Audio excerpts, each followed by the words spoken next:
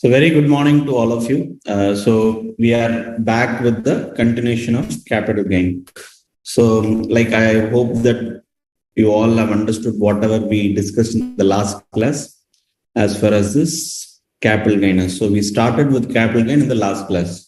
So I hope some of you have refreshed it and understood what is the basis of capital gain, right? So once again, so there are pretty good number of people joining in. So good morning once again to all of you. So what did we discuss in the last class, right? Capital gain. So we spoke about, generally to understand, we spoke about what is a capital asset. Okay, only then we know whether it is taxable under capital gain or not. So we understood about the concept of capital asset. Then we understood about the types of capital gain. That is, it could be short term or long term. Then we understood about the period of holding. How do you determine the period of holding to decide whether it's a short term or long term? So this is what we discussed as far as your short term, long term capital asset. Then we went on to say, when does capital gain arise? When there is a transfer of capital asset. So we discussed about the term transfer, how it is defined under section 2, clause 47, and what are not regarded as transfer under section 47. So this is what we discussed about transfer of capital asset. So only then capital gain arises, right? So now, then we said transfer of capital asset gives the chargeability, right? So 45 is the charging section for capital gain. Capital gain is charged when there is a transfer of a capital asset. So it is generally taxable in the previous year. We said there are exceptions to it. Things like your insurance receipts, your joint development agreement, your conversion of capital asset to inventory. So all this we discussed as exception where capital gain is taxed in the year of receipt and not in the year of actual transfer, right? So we discussed about various clauses in section 45, which gives an exception about taxing a capital gain. Generally, capital gain is taxed in the year of transfer, but there are situations where it is taxed in the year of receipt of the capital gain. So that's what we discussed in the last class. So now what do we do? So typically, we will start with whatever we left in the last class. So as we said, we completed by understanding what is a capital asset, types of capital asset, when does a capital gain arise, and how is it taxed, right? So this is what we discussed. Now we need to understand the structure.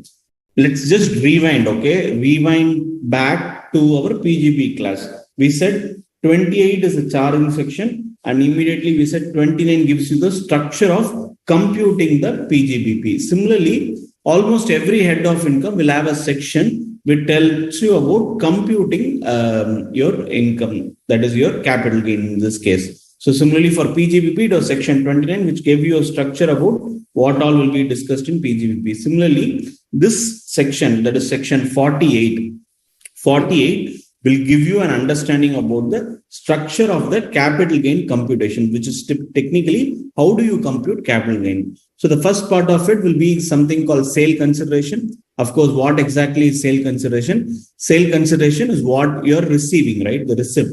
So receipt is your sale consideration. When you sell a property, you get money for the property being sold. So that money is sale consideration. Then any expenditure that is wholly and exclusively incurred for such transfer. So typically we are not considering any expenses. We are only considering expenses that are wholly and exclusively in connection with such transfer. So that is the key. Unless that expenditure is exclusively in relation to that particular sale, the transfer, then it should not be considered. So what is considered is only which is wholly and exclusively. So rest are all not considered. So that is about expenditure incurred. When you reduce that, you get your net sale consideration. You get your net sale consideration. From that, you adjust your cost. So what are all the costs? The cost of acquisition, cost of improvement. So there are two costs that you adjust. One is acquisition cost, which is primarily the one that you would have incurred at the time of purchase. because of which you would have started owning that property, owning that asset. So that is what is called as cost of acquisition. And then in case if you have made any improvements, that is which probably gives more life to that particular asset. For example, let's take a building. A building is basically, let's say I built a ground floor this year. I bought a house with a ground floor in 2022. Let's say in 2025, I'm building a first floor. I'm building a first floor, which is called improvement, cost of improvement. Basic repair works are all not improvements. Improvement is typically completely redoing something which will expand the usage or extend the life of the asset. So that's what is called as cost of improvement. So basic repair and maintenance is not covered. When you say cost of improvement, it adds some value to that existing property. So that's what you mean by cost of improvement. So this is what you generally do. So the structure is you have the sale consideration, you reduce the expenditure incurred wholly and exclusively in connection with such transfer, you get the net sale consideration. From that, you reduce cost of acquisition and cost of improvement to get the capital gain. Such capital gain could be short term, could be long term, correct? So that's what it is.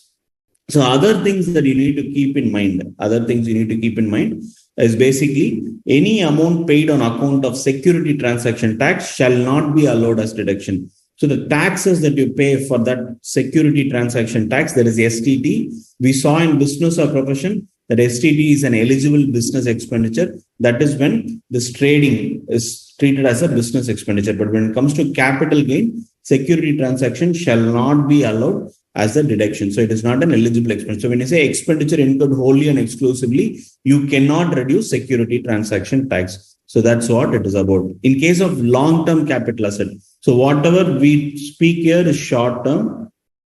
When it comes to long-term, this becomes indexed. So then it becomes LTCG. Okay. So it is generally STCG, but if you're indexing the cost of acquisition or cost of improvement, then it becomes LTCG. So in case of long-term capital asset, the word cost of acquisition shall actually mean index cost of acquisition. The word cost of improvement shall mean index cost of improvement. Okay. So that's what it is about. So when you say this structure, whatever we have discussed now, one thing that we need to understand is this concept, right? Expenditure, which when you say that it's wholly and exclusively, some might wonder what exactly is wholly and exclusively. Let's please understand.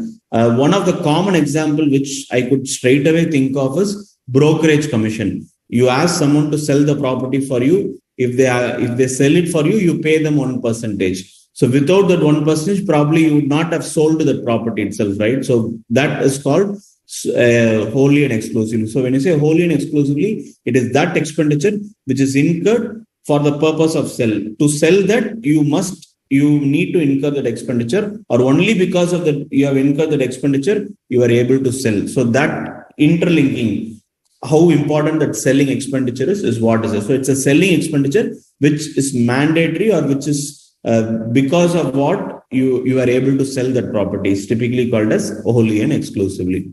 Okay. So now whatever we saw right now in this left side of the slide is a general understanding. How is capital gain computed? So sale consideration less expense wholly and exclusively for the purpose of such transfer, you get net sale consideration. On net sale consideration, you adjust cost of acquisition and cost of improvement. In case of long term, it is going to be indexed. This is a general structure, okay? But there are generally, what does income tax have? Any income tax provision, whenever we say a particular condition or criteria, we always speak about a concept called exceptions, right? Exceptions or a different model of working. We saw in section 45, we said generally it is taxable in the year of transfer, but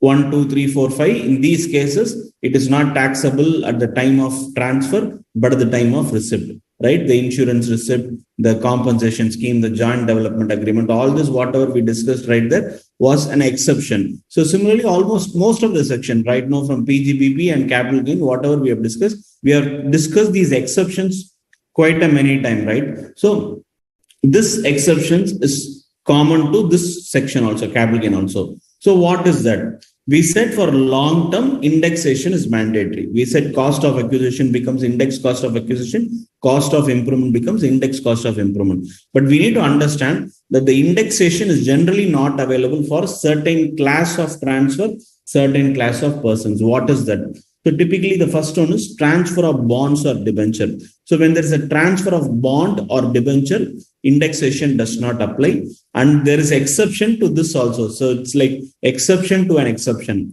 So what is that exception? When it's capital index bond or sovereign gold bond, when it's capital index bond or sovereign gold bond, indexation is there. Indexation is there. Only for any other bonds and debentures other than this capital index bond and sovereign gold bond, you need to do index. Because if you see the word itself has capital index, right? So you need to index the bond word itself as the word capital index. So I don't think you need to remember it separately and all. The word bond itself has the word capital index. So which means you need to index if it's a long term. So other thing is sovereign gold bond. Gold bond has its own exchange fluctuations daily. So it's a daily rate. So since there are more fluctuations, the gold bond is based on the gold values, right? So the sovereign gold bond need not must have indexation. So capital index bond and sovereign gold bond are exceptions to the concept of not having indexation. So transfer of bond or debentures does not require indexation other than these two bonds. Then any depreciable assets. So depreciable asset is what? The assets discussed in the section 32. So whatever was discussed in section 32, we said there are specified assets and conditions to which depreciation can be claimed. So if it is a depreciable asset, then indexation will not be done. Non-residence and transfer of shares or debentures of an Indian company. So it is specifically to a non-resident for transferring shares or debenture of an Indian company. So either they are a non-resident, they're transferring either the share or the debenture of an Indian company. So the main condition is he is a non-resident, and what is transferred is that shares or debentures of an Indian company. For them, for such transactions also, indexation is not applicable. Next, equity share where STT is paid both the time. What do you mean by both the time? Both the purchase and the transfer. So at the time of acquisition and at the time of transfer, STT has already been paid. So under section 112A, so because of that, you need not do indexation. Next, last one is unity of equity oriented fund or unit of business trust on which STT is paid at the time of transfer loan. So it doesn't matter whether you are paid at the time of acquisition. What matters is have you paid it at the time of transfer. In that case, indexation is not applicable for this particular section also. So what is this? These are the exceptions. What exceptions? Exceptions for which indexation is not applicable, which means for long term also it is cost of acquisition, cost of improvement. It is not index cost of acquisition, index cost of improvement. So typically it is about bonds and debentures other than what? Capital index bond, sovereign gold bond. And then any depreciable assets that you're talking under section 32, non-resident on transfer of shares or debentures of an Indian company. Then section 112A, any transactions which falls under section 112A. What are the transactions that falls under section 112A? The first transaction is listed equity. So equity shares listed on stock exchange that are subject to security transaction tax both at the time of acquisition and the transfer. And whereas for equity oriented fund, at the time of transfer, STT must be paid. On satisfying these conditions, index for these assets, for these class of persons, indexation is not required. Indexation is not required for these transactions. So this is what section 48. So the way you compute in which you understand whether it is a short term or long term, should you index or not for a long term. So this is all what about your section 48. Okay. Moving on, we'll understand another exception to section 48, which technically talks about, again, it is about non-resident. As we said, for shares or debentures of an Indian company, indexation is not required, right? We said non-resident on transfer of shares or debenture, indexation is not applied. But there is one more thing apart from indexation, that is applicable to this transaction. That is non-resident transferring share or debenture of an Indian company. So for them, there is an additional situation where we need to consider while computing capital gain under section 48. So what does it say? So in case of non-resident transferring shares, so the first condition is it is applicable to a non-resident who is transferring what share or debenture of what? Of Indian company. So what does that Indian company talks about? So which means a company which is registered under Indian Companies Act 2013 or 1956. So that is what you actually call it as what? You call it as your share or debenture of an Indian company. The first thing is, why do we differentiate this? Okay, why do we differentiate this from the regular assets? Why do we differentiate this from the regular assets? So when we say we differentiate, we generally differentiate because non-resident would have purchased that share or debenture using what? Foreign currency. So initial purchase, the transaction would have been in foreign currency. Okay. So now, since it involves foreign currency, Income Tax Act under Section 48 has given a methodology on how to compute capital gain for such shares. So what do they say? They say the cost, the cost of acquisition, any expenditure which is incurred wholly or exclusively, and the full value consideration. And the consideration are to be converted into the same foreign currency. Which shares were acquired. So for example, if I'm acquiring shares using US dollar, the transfer also should be converted into US dollar. While transferring, there is a high possibility that I'll receive the money in INR. So what you need to do is you need to convert it to US dollar. So let's see a small example to understand this. So basically on 10th May 2018, this non-resident is purchasing shares of 12,000 rupees. That day, the exchange rate of 60. So which means he has spent 200. On 12th May 2022, he's selling it for 24,000. Okay. So straight away, what will be the thing? So in the concept that we saw, it is consideration, that is 24,000 less cost is 12,000. So capital gain, short-term capital gain is 12,000, correct? So the capital gain will be 12,000. But what the provision says is, see, you have used foreign currency to purchase. So there is a fluctuation in that foreign currency itself, not just in the price in what you bought and sold. There is a fluctuation in foreign currency also. So that must be removed. That must be negated. So I don't want you to suffer for the foreign exchange fluctuation. So what the government says is, what the income tax says is, see, when you purchased it was 60, now it is 80.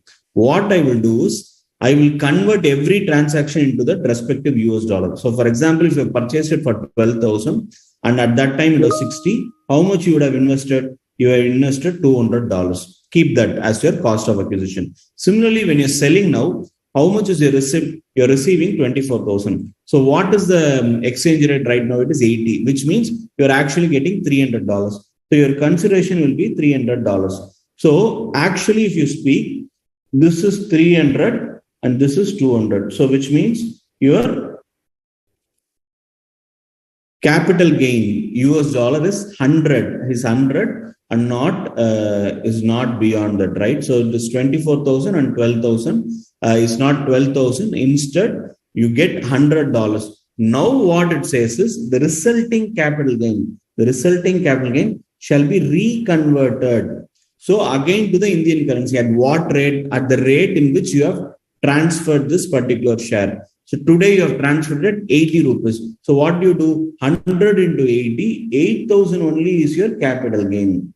8,000 only is your capital gain. Why? Because it has already undergone an inflation in the foreign currency. Foreign currency value has increased. So my actual gain is lesser than what it is. My actual capital gain is only 8,000, that is $100, rather than treating it as 12,000 rupees. So this is called adjustment to your first provision. So this is what for which, so for this particular transaction, indexation is not required. You only need to do this particular process, which on which you convert the purchase cost, that is cost of acquisition, the expenditure and sale consideration all into one single currency, which was used at the time of acquisition. Now you are reconverting that capital gain into the Indian currency. So with that, you get the actual trade. So this is what this 48 is about. This being about non-resident, your intermediate questions about as far as your non-resident working is concerned will mostly get restricted to only your scope of income, whether it is taxable in the hands of non-resident or not. But when it comes to problems or something, I don't think you will be tested in non-resident beyond a point. So non-resident taxation is covered in detail in final, because your chapter itself, your subject itself has a part of international taxation, which covers 40 marks in final. But in your intermediate, non-resident questions is very rare unless it belongs to scope of income. You will get questions on scope of total income, that is whether it is taxable in the hands of non-resident or not. But about other questions, it's a very rare possibility. So just understand that you need to convert into a foreign currency and reconvert into a foreign currency, but don't go beyond that. Don't try looking for problems or something of that kind. This one basic example which I told you will be sufficient for you to understand the concept and work it out during the examination. So with that, we have done with the provision of section 48. Okay. Now, as far as this 48 goes, we said there is something called indexation, right? So when we spoke about this, we said you need to index. It is index cost of acquisition and index cost of improvement. So before we move out of this section 48, we need to understand what is this indexation? What exactly is this indexation? Why should you do it? Why should you even do something, increase your cost of value when it's not an actual increase? You're just assuming some number and increasing it. Why should you even do that? So to know this why, we should first know what, correct? To know this why, we should first know what. So what is indexation? Indexation is something called as you increase your cost of acquisition using a concept called cost inflation index. Okay. How do we actually take this into consideration? We'll just take an example, okay? We'll just take any product. Earlier, probably let's take, for example, particular cost that you incur. Let's take vegetable, or let's take milk, for example. Milk, probably 5 years before, a packet of milk, let's say it was 15 rupees. Today it is what? 25 rupees, correct? So earlier it was 15, few years before, 5-6 years before, it was 15. Today it is 25. What has happened? What has happened in this 5 or 6 years for the cost to come from 15 to 26, correct? So this consumer product has increased in price. There is a very rare chance it will actually decrease. So usually what happens, it increases because of what? The raw material cost increases, the production cost increases, the wages increases, everything increases. So what results in this increase? It's something called inflation, or what you call as a change in the economy, right? So basically you are purchasing something for 15 rupees. Today you are purchasing the same thing, same volume, everything is same. You are purchasing it at 25 rupees. So this 10 rupees increase is because of just time. There is no other answer for this. It is just time, because the value of rupee appreciates or the cost has increased accordingly. So this is basically a kind of inflation. So this inflation for these capital assets, let's take building, for example. You have a methodology to value. You have stamp duty value, registration value, guideline value. So you have a methodology to arrive at today's value. You would have purchased it at any price. You will be able to identify today's price. But for other properties, for other capital assets other than building, you may not be able to actually understand the improvement. So what do? You must have a method in which you inflate it, you bring it to today's cost. So income tax made it uniform to all the capital assets with require indexation, including building. So for all the capital assets that requires indexation, income tax says use cost inflation index to bring it to today's value. So it's something like if you have purchased something for 100 rupees 10 years before, what is its value today? What is its value today? So you identify today's cost based on what you have incurred. In case if you have purchased it today, what would you have invested to purchase that? So this inflation is what is being covered under this concept of cost inflation index. So this is basically means an amount which bears to the cost of acquisition the same proportion as a CAA for the year. CAA for the year in which the asset is transferred bears to the CAA of the first year in which the asset was held by the assessee. Okay. I'll come back to this bold term a little later. So for now, what are we understanding? We are saying you calculate cost inflation index using the current year. So whatever is the current year divided by, you consider the year in which it was first held by the assessee. So typically, if it was first held by the assessee in 2012, cost divided by indexation of 2012 into indexation of 2022. So you do that to arrive at what would be its today's cost. So that is what is called as cost inflation index. So it's nothing but an inflation, something similar to your increase in cost over a period of time. So let's take an example to understand this. I also told you there is a bold statement which I need to explain you.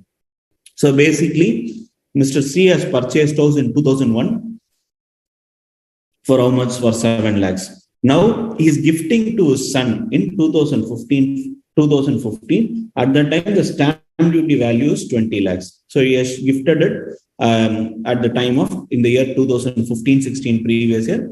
At that time, the stamp duty value is 20 lakhs. Today, that is in 2000. This is actually 22. In 2022, in May 2022, he is selling this property. The son who is the current owner of the property is selling the property for 40 lakhs. Okay. Now, what would be the tax? So typically what is happening here is you need to arrive at the cost. So generally, what is our method? We need to do sale consideration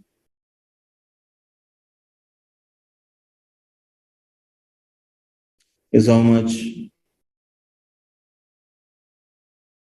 40 lakh. Less, there is no cost exclusively incurred and all. So you directly take indexed cost of acquisition. So now for this indexed cost of acquisition, what should you do? The cost at which it was purchased by the assessee was 7 lakhs. Okay. This is what is purchased by the assessee.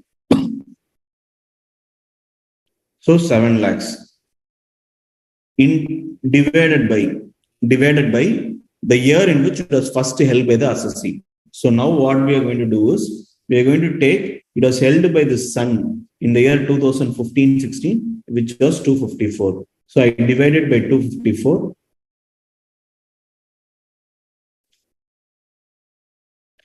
into 331. So this will be my cost of acquisition. So what does it come? 7 lakhs divided by 254 into 331. So 9,12,205. So my LTCG, correct? LTCG, because for building, if it is being held for more than 2 years, sold after holding for 2 years, it becomes your LTCG, correct? So 40 lakhs minus 9,12,205. So 30, 87, 795 will be your LTCG, correct? So this LTCG you need to actually consider as what exactly is will be your LTCG. So this, what do? You actually take this 40 lakhs is your sale consideration. You take this 7 lakhs, you index it to the relevant number to actually arrive at the thing. So what happens is whatever is the thing. So now what did we do? We actually took what? 254. 254. Because what does the act says? Now, whatever I've computed now is different from this number, correct? Why? Why? Because whatever I have followed is in accordance with IT Act. So what does the IT Act says? It says the asset was first held by the assessee. Who's the assessee here? Mr. M. So Mr. M is the assessee. So when did M hold on to this asset for the first year? He hold on to it in 10th May 2015. At that time, the indexation was 254. So now it is sold at 331. So this is what the Act says. It says the asset was held by the assessee for the first time, for the first ever time. But now what happens is there are cases where, similar to what we are discussing right now, it is being transferred from one person to another person. So the real owner is the first owner, not this subsequent owner. So what the Act says is ignore the first owner, but consider the cost as the first owner cost. What we are taking is 7 lakhs only. But indexation alone, we are taking son's year. But cost, we are considering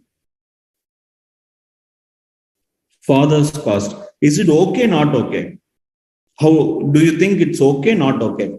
So generally, you might ask yourself this question. I think all of us will have the same answer. It's not okay. It's not okay, right? So generally, indexation, when it is one single owner, there is no confusion. You take that base year, you compute it and leave it aside.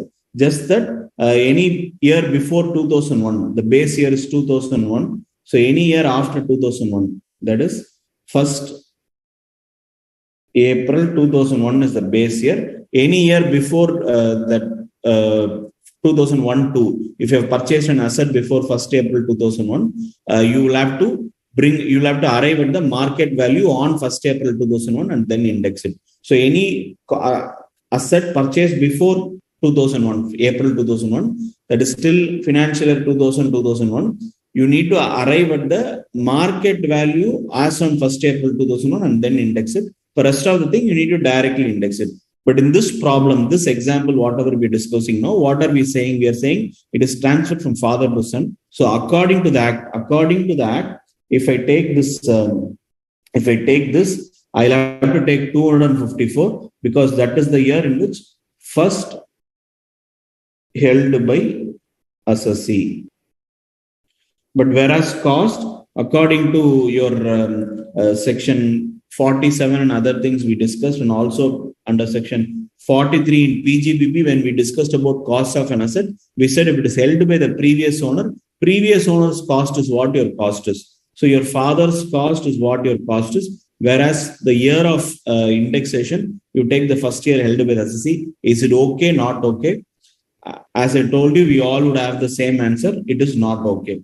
So it is what? Not okay. So what happened? For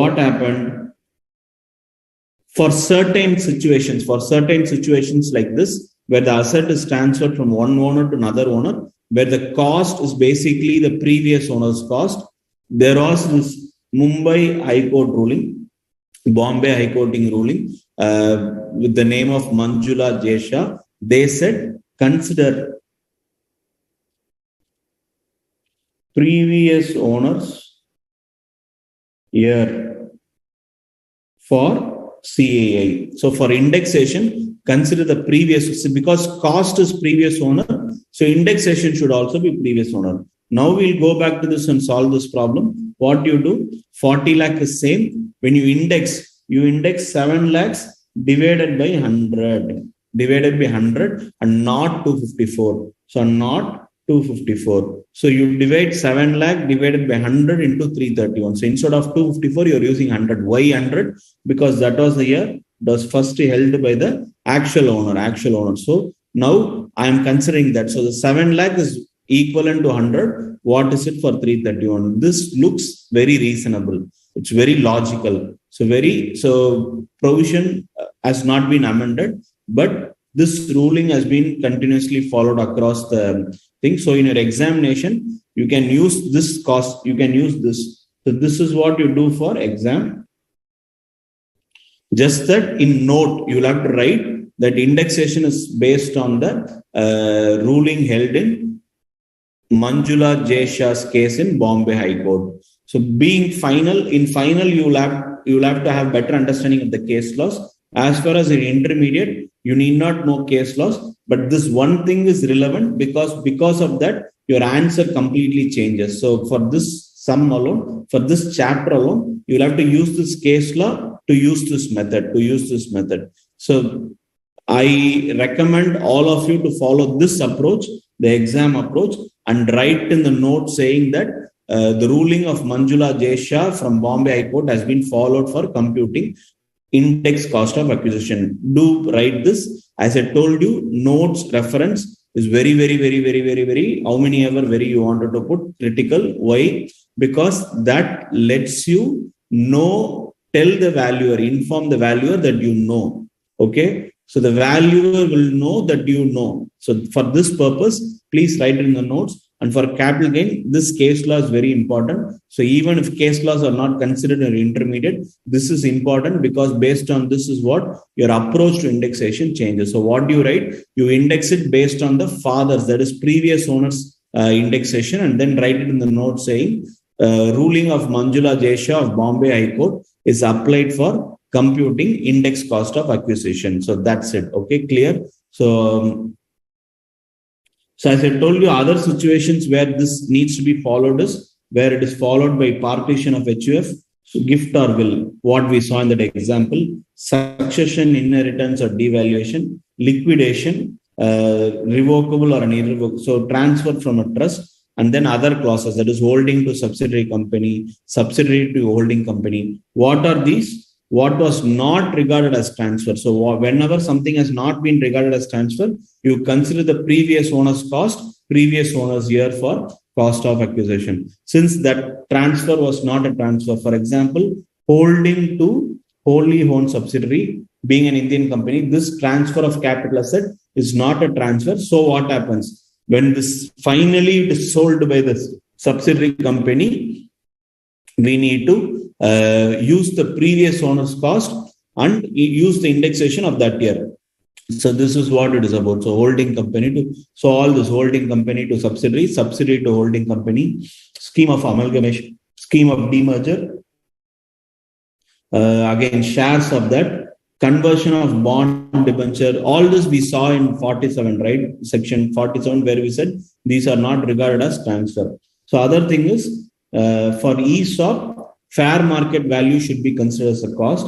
And when it is 56 to 10, 56 to 10 is about gifting shares or things. So such income shall be the cost of acquisition. So again, cost of acquisition of the previous owner. And if it is joint development agreement, stamp duty value on the completion certificate plus cash. We already discussed this in section 45(5)(a) itself. If it is an inventory to capital asset, we saw capital asset to inventory, fair market value will be your return down value or something. Here, fair market value and conversion date will be your cost for that capital asset. So all this is what is important for understanding the cost. So the cost as far as your capital gain is concerned is generally your acquisition cost. Your cost changes in certain situations. Your model of computing index cost of acquisition also changes in these situations. So these are the things where you need to consider the cost of acquisition from that of the previous owner or previous mode. We already saw this. So the previous owner's cost or previous firm's cost. So that cost that year will be used for indexation. So please remember this case law and the situations where cost will be the previous owner's cost. Clear?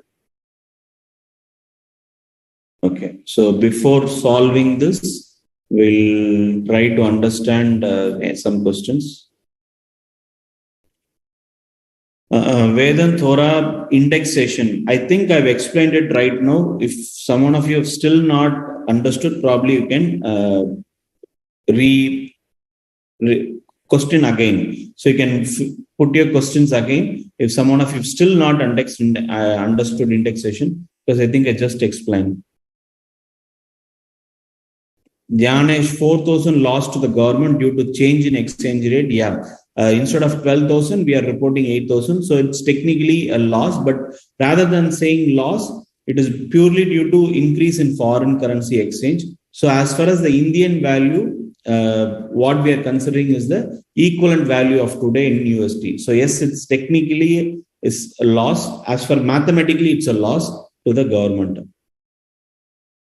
Dhyanesh, can MCQ come on this concept of non-resident? Quite rare. See, any question on non-resident, I think it will restrict only to your scope of total income and will not go beyond that. CAA is like revaluation of asset, kind of, but it is kind of more of appreciation alone. You don't depreciate, you only appreciate it.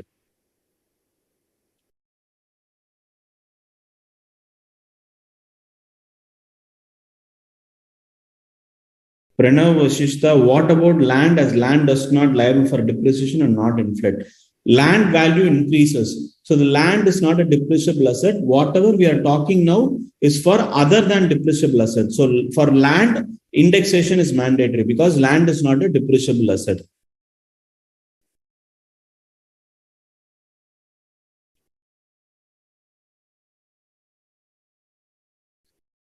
So some of you have not understood indexation still now. Probably I'll try to explain it again. I'll just answer one more question and I explain it again. Kavita, what is SDV? It is stamp duty value. For property, I think we have been using this term for quite some time. SDV is stamp duty value, which is basically the guideline value in the registration office for that particular building. Okay. So for indexation, indexation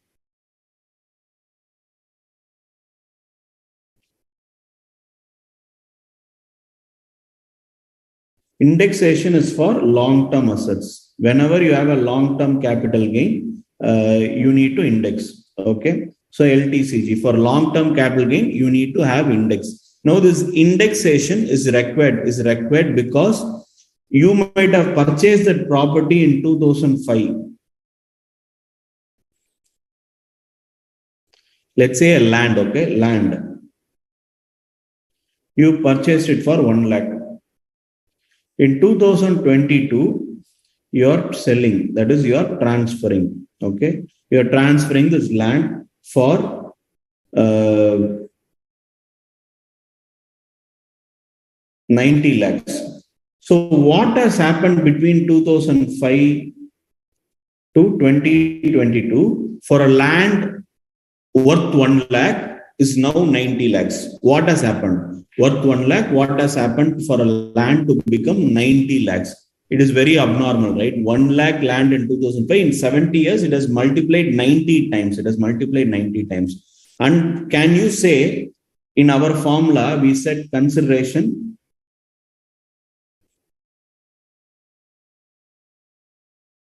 $90 lakhs less cost of acquisition 1 lakh.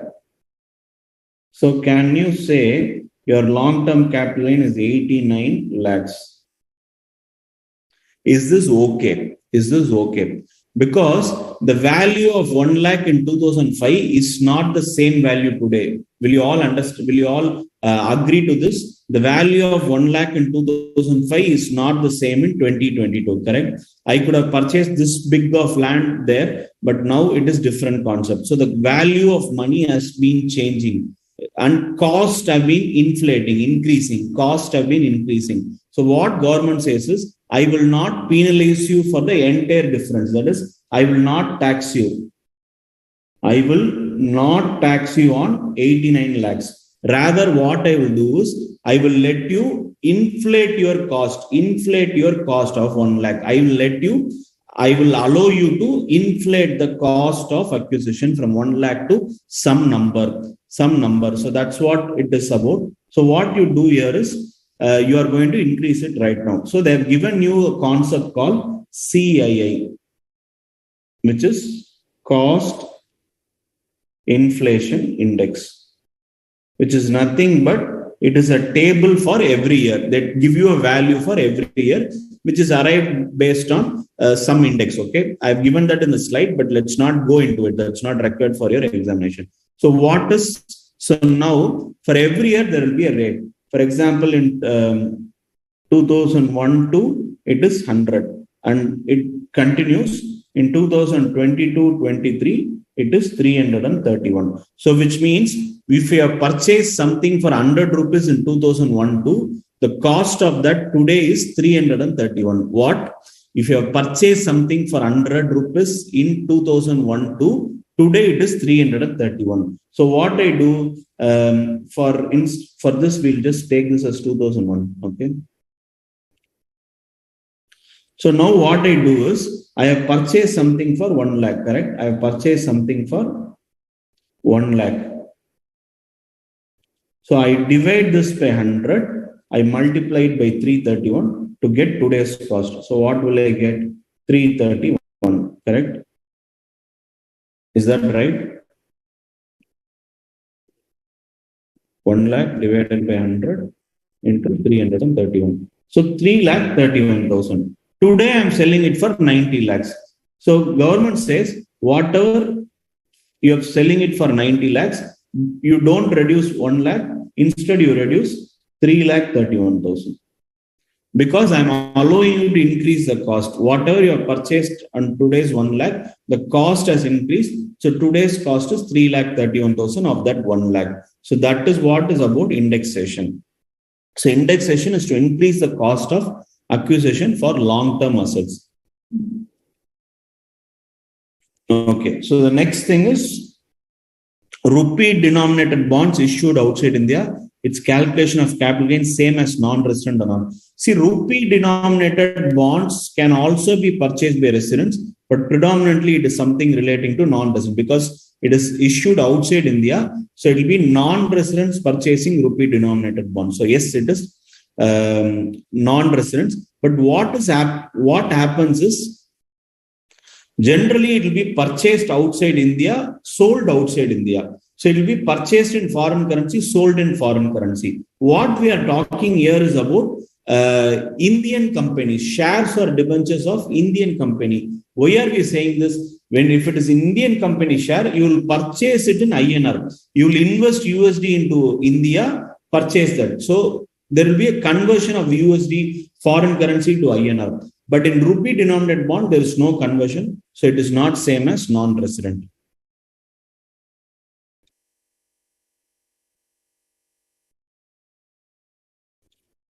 Dhyanesh, why is it given 2001? 2001 is the base year. So any cost before 2001, let's take for example,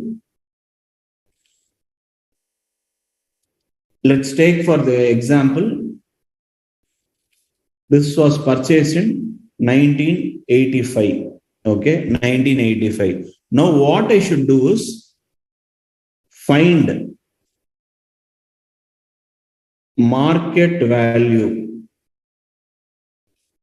on 1st April 2001. So I need to identify market value on 1st April 2001.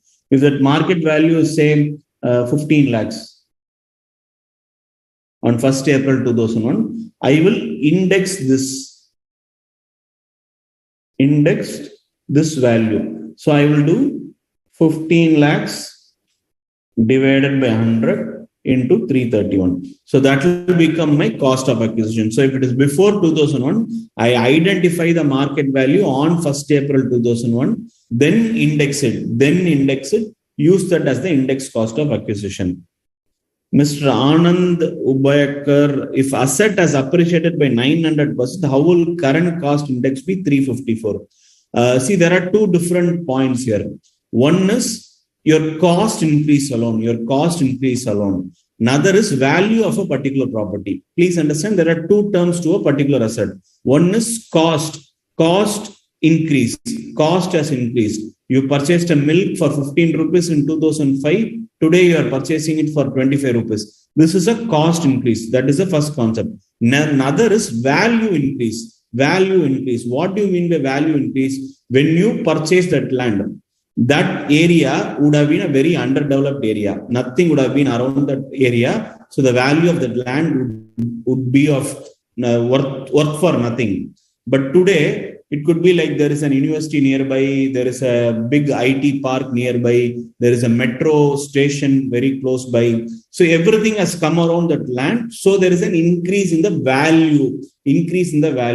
So the value of 90 lakh, the increase from that low value to 90 lakhs is not only because of the cost increase, is also because of the value increase.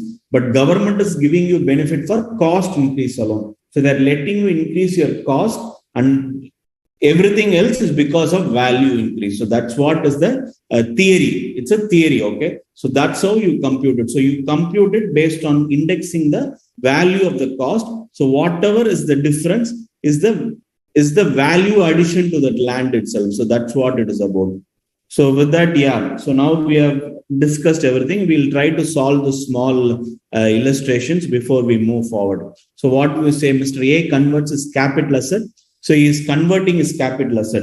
He has acquired it for an amount of 50,000 in June 2003. So when you read the question, what did I say? There are relevant words, irrelevant words. Relevant words is what will actually be helpful for solving a problem. So it says 2003, which means it is after 2001, into stock in trade. So he is converting this into a stock in trade in the month of November 2019. Which period? November 2019. The fair market value of the asset on the date of conversion is 4,50,000. So whatever you purchased for 50,000 in 2003, in November 2019, it is worth 4,50,000. The stock in trade was sold for an amount of 6,50,000 in the month of September 2022. What will be the tax treatment? Okay. So now, as far as your problem is concerned, the first thing that we need to understand is what asset we are talking about. So whatever asset we are talking about is typically, we are saying it is purchased in 2003, then we are saying it is converted into a capital asset in 2019, and then subsequently it is sold. It is sold finally. It is finally sold in 2022. Correct? So we need to compute this value. So now what is happening? So we are talking about, we need to first calculate what is business income, what is your capital gain income. So for business income, when is this business income actually taxed? The business income will be taxed when you are selling this property. So as far as business income, let's take PGBP. As far as PGBP, you have made a sale. You have made a sale less purchase cost, correct? So what is the sale value? You have sold it for 6,50,000. So that becomes your sale value. Now, what is your purchase cost? What is your purchase cost? Purchase cost initially was 50,000, but for the purpose of PGBP, the fair market value on the date of conversion is your purchase cost. This is already discussed in section 43. So what is the cost of the asset? The cost of asset is 4,50,000. So the 2,50,000 is your PGBP income. Now, what about capital gain? So what about capital gain? As far as capital gain, we need to first consider sale consideration. Correct? What is the sale consideration? As far as section 49 is concerned, the sale consideration is the fair market value on the date of conversion. Fair market value on the date of conversion. So whatever was the capital asset was worth 50,000, but it is being converted into 4.5 lakhs on the date of conversion. So this 4,50,000. So nothing but the purchase cost in PGBP is the sale consideration for capital asset. So 4,50,000 less. So it was purchased in 2003. sold in 2020-22, which means it is a long-term capital gain. The November 2019 to September 2022 is less than 3 years, but the period of holding is relevant from the previous owner's period of holding. So 242A, which talks about period for short-term capital, says that include previous owner's holding. So here previous owner, that is previous owner or previous form. The previous form was a capital asset from what period? 2006. The actual purchase year is 2003. So index cost of acquisition, correct? You need to do index cost of acquisition. So what do? Your index cost of acquisition, you take 50,000. 50,000 is the cost.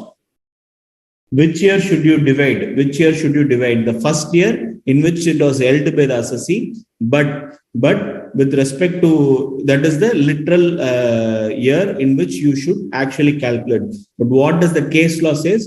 Case law says take the previous form, that is nothing but 109, correct? So 109. So 50,000 divided by 109 into when was it transferred? That is the year of transfer. You should not index it to 2022. You should index it only till 2019, because the 450,000 is for what year? It's for 2019. So you index it only till 2019. So what is the period for 2019? 289. So into 289. So what is the index cost of acquisition? 50,000 divided by 109 into 289. So it is 132,568. So 132,568 is your thing. So the difference, that is your 450,000 minus 132,568 is 317.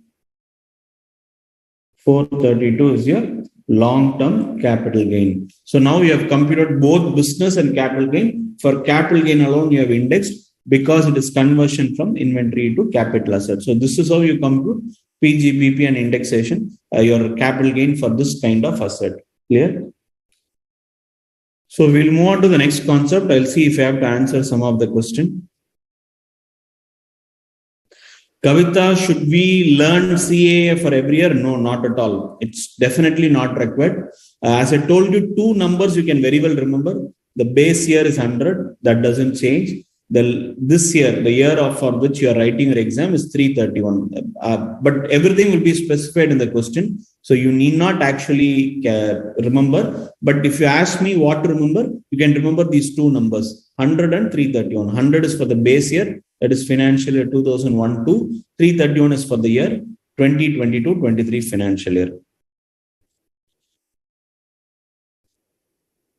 Pranav Vashishta, if the land value gets decreased, it's a very rare scenario, but still the working doesn't change. Whether it is decreased or increased, it doesn't change. Cost of acquisition, index cost of acquisition will always increase your land. If you're talking about 1st April 2001's market value, if you're talking about the market value of this period,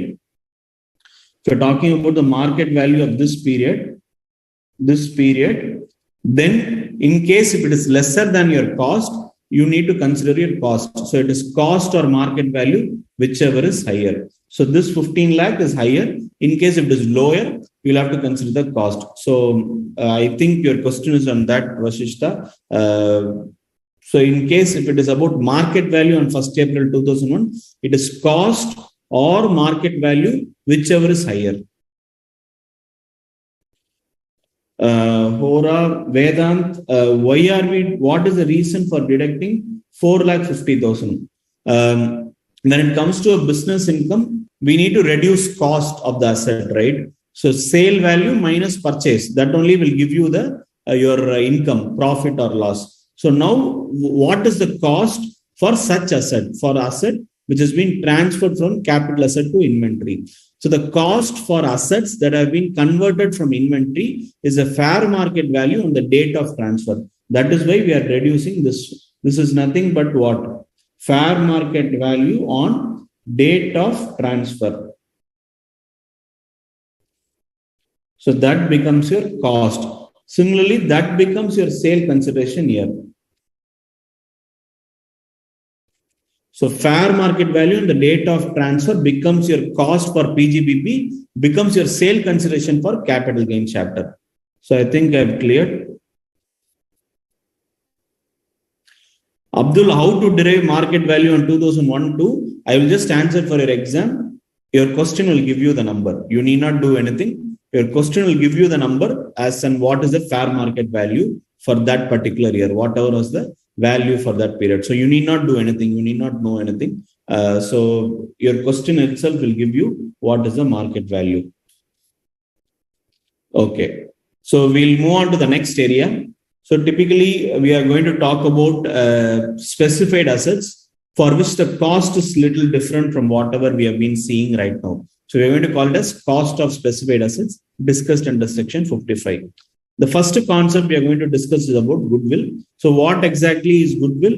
Is basically it's a trademark or brand name. It could be a patent or it could be a copyright, whatever it is. So whatever is the rights that is being declared is what is goodwill. So it could be a trademark, a brand name, or it is right to manufacture or produce or whatever it is, right to carry on any business. So the right to carry on any business. So all this is basically called as goodwill. So goodwill is what? It could be two types of goodwill. One is you are acquiring a goodwill. When you're buying a business, you will pay for that business goodwill also. So which means you're acquiring the goodwill. So when you're acquiring the goodwill, it is purchase price.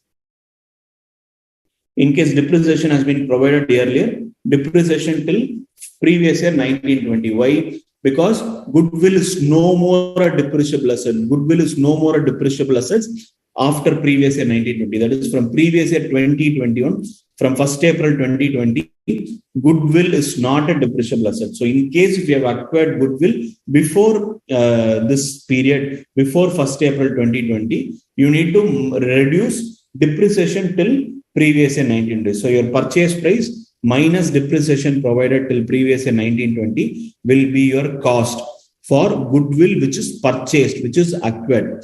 But if it is self-generated, it is nil. And there cannot be cost of improvement for these things. So there is nothing. You cannot say I've improved the goodwill. So there is no concept of improvement for goodwill. So it is always nil. So if you have purchased, it is purchase price. Just that if depreciation has been provided till previous year 1920, that must be reduced. Whereas if it is self-generated, the value is nil. Okay. The next category is share or security. So when it's share or security, the first concept we are going to discuss is about bonus. What is bonus? So what exactly is bonus? All of you know, right? All of you know bonus. So bonus is typically what? It is giving free shares. They appreciate you as a shareholder. So they say that if you have 10 shares, I'll give you this many shares. Let's say 2 shares. For every 10 shares, I'll give you 2 shares. This is a bonus. So you're giving extra shares. So of course, do you pay anything for bonus? Does that company get any money from you for bonus? No, right? All of you would be very clear in this concept. Bonus is something addition with no extra cost. Something addition with no extra cost. So as we speak, what are we saying? With no extra cost. So generally the cost of bonus shares is what? Nil, because you don't pay anything. But if you have got that bonus share before 1st April 2001, you need not even remember this. When you have purchased something before 1st April 2001, what should you do? You should arrive at the fair market value on 1st April 2001. So for bonus share, which is very old, which is before 2001, you just need to arrive at the fair market value on 1st April 2001. For examination, it would have been given in the question. For after 1st April 2001, it shall be nil. Why? Because, of course, you don't pay anything to acquire bonus shares. So the concept is nil. It's a very straightforward thing. You don't even remember. You don't even know to remember. If you actually see, I'm trying to tell you most of the things by explaining why such provisions are being made. I'm trying to make you remember without remembering the provision. So that is automatically you will know, okay, bonus share, how much would I have given? I would have paid 0 to buy that bonus share, so it is 0. But what if I have purchased anything before 2001? It is cost or market value, whichever is higher. So of course my cost is 0. So whatever is the market value will be higher. So it is fair market value on 1st April 2001. So that is for the bonus shares, correct? So next concept is right share. What is right share? Any of you have studied what is right share? Of course, I'm sure that some of you would understand this. So what exactly is right share? Okay. Now let's say I own 10,000 shares in ARC Limited. Okay. I own 10,000 shares in ARC Limited. Let's say I purchased this in 2010-11. Now, the company offers, if you have 10 shares, you can buy 2 shares. So company offers 10 is to 2. So they say, 2 is to 10. I'll give you 2 shares for every 10 shares. So for every 10 shares, I'll give you 2 shares. So which is nothing but 2,000 shares. If it is free, it is bonus, correct? If it is free, if it is bonus. But here, at rupees 15, when the market value is 45. So the market value of the share is 45, but company says, you are my first shareholder. You have been there from very beginning. I'm very happy that you are my shareholder. So I'm giving you some discount. You can buy 2,000 shares at rupees 15. So which means instead of paying 45, I'm going to buy these shares at 15 rupees. So it's a savings. Now what can I do? First concept, accept. When I accept, what will I do? I will pay 30,000. That is 15 into 2,000. So I will pay 30,000. I will renounce. What do you mean by renounce? I am not taking up this. I am not going to take up this offer. So I am not going to pay you 30,000 and you are not going to give me 2,000 shares. So this is renounce. So in renounce, what is the cost? Nil. Because I'm not going to pay anything, it is nil. So I'm not going to get that share. I'm not going to pay anything. Pay nothing, get nothing. So that is about thing. Third one, transfer right. I am transferring my right to someone. Now what happens is, this is me. This is that to whom I have, let's say TP, okay, transferred person. So the person to whom I am transferred rights, okay, we'll call it as TRP because all of us know what TRP is, right? In TVs and other things. So TRP, transferred the right to a particular person. So this person. Now, this person, I will say, see, I will have to pay only 15 rupees to get this share to company. So it is a very big, but the cost is actually 45. So even if you get it at any price lower than 45, it is good for you. So I tell that TRP, I tell you pay me. So you pay to me 5 rupees per share. Okay. So I get 10,000. And you pay to company, that is ARC, you pay how much? 15 rupees. So his cost is 15 into 2K, that is 30,000. Okay. So the TRP's cost is whatever he paid to company, this plus this. So his cost is actually TRP cost. TRP cost is 40,000. Correct? My income me income is 10,000. So my income is 10,000, whereas the TRP's cost is 40,000. How? He has paid me 5 rupees per share. He has paid 15 rupees per share to the company. So totally what he has invested is 20 rupees per share. So 20 into 2,000 is 40,000. It is still cheaper than paying 45 rupees, correct? So that is what transferring the right. So these are the three stages of right transfer. Now we'll see each one in the what the law says. So the first one is renounce to another person. Okay, renounce to another person. In that case, I am not actually acquiring the cost. I am not acquiring the cost. So whatever there is no cost to me. So whatever I receive, which means in this case, this is straight away my income because there is no reduction in cost. This 10,000, whatever I receive from that person is my income. There is no cost. So the cost of acquisition is nil. The cost of acquisition is nil. Next, the cost to another person, that is in our person, that person's name was TRP. What was his cost? He paid 5 rupees to me. He paid 15 rupees to the company, which is 20 rupees per share. So his cost is 5. Paid to renouncer is 5. Paid to allotment is 15. So his cost is what? 20 equal to 20. Correct? 5 plus 15 is 20 per share. So 20 into 2,000 is 40,000.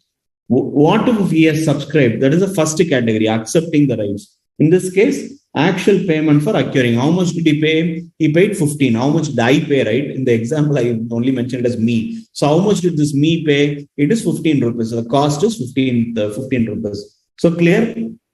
So this is what happens for a right share. So I don't think, I keep telling this every time, I don't think you need to remember the provision. Just understand this and think, what will you do in this scenario? A company is offering you 2,000 shares for 10,000 shares. This 2,000 share, they are offering you at 15 rupees when the market value is 45 rupees. First thing is, I will prefer accepting this. If I accept, how much will I pay to the company? 30,000, 15 into 2,000 shares. So my cost is 30,000. Now I'm saying I will not buy.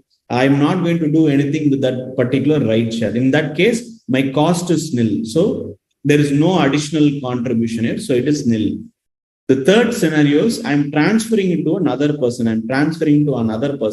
What happens? He will pay me one part and he will pay to the company another part. How much is he paying me? He is paying me, let's say, 5 rupees per share. That is an income to me for which there is no cost. So the entire 10,000 will be treated as capital gain. Whereas the other person, that is the TRP here, would have paid me 5, would paid 15 rupees to the company. That is, he is invested 20 rupees. So his cost for acquiring the 2,000 share is 40,000, which is 20 into 2,000. Clear? So that is all about rights share. Clear on all this? And finally, about demutualization or corporatization is original membership of the exchange.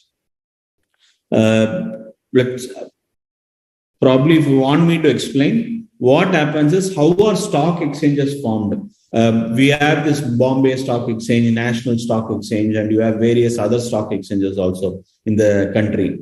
Now, this Bombay Stock Exchange, let's say initially it would have been set of members, some 10-15 members doing this brokerage. So they are share agents. So now this 10-15 people will together convert this membership, normal club-like thing into an exchange.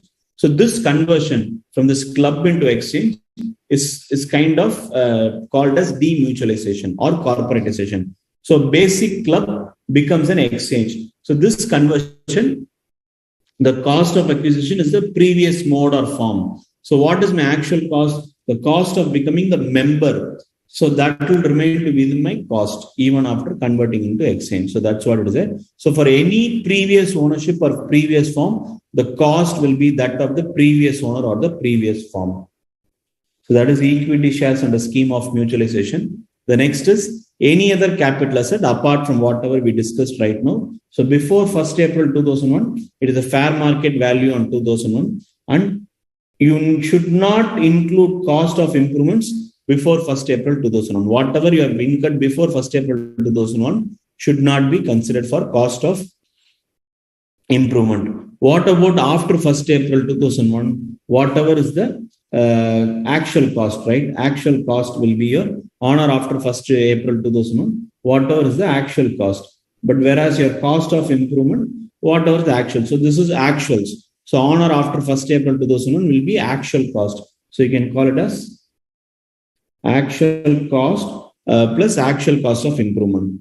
In case if it is distributed through gift, will, or something or whatever, nothing but the cost of the previous owner. Similarly, cost of the previous owner's improvement can also be considered. So whatever happened to the previous owner needs to be considered. So this is similar to whatever we have been seeing. Previous owner's cost, previous firm's cost needs to be considered as cost. So with that, I think this is done. What we'll do is we'll take a short break right now for 10 minutes and then continue with this concept of long-term cap because it's something fresh that we need to explain. So probably we can come back with a fresh mind after a short break of 10 minutes and continue. So with that, we'll take this break. Thank you.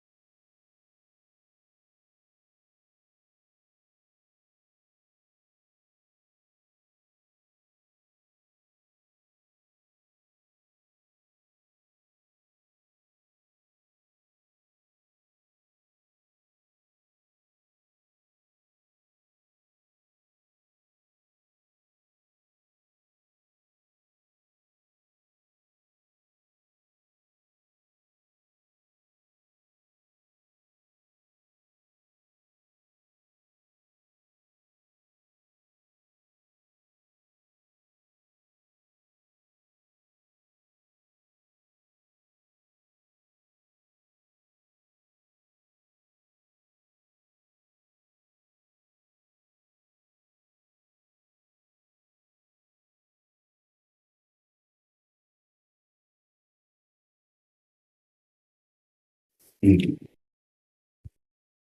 So welcome back.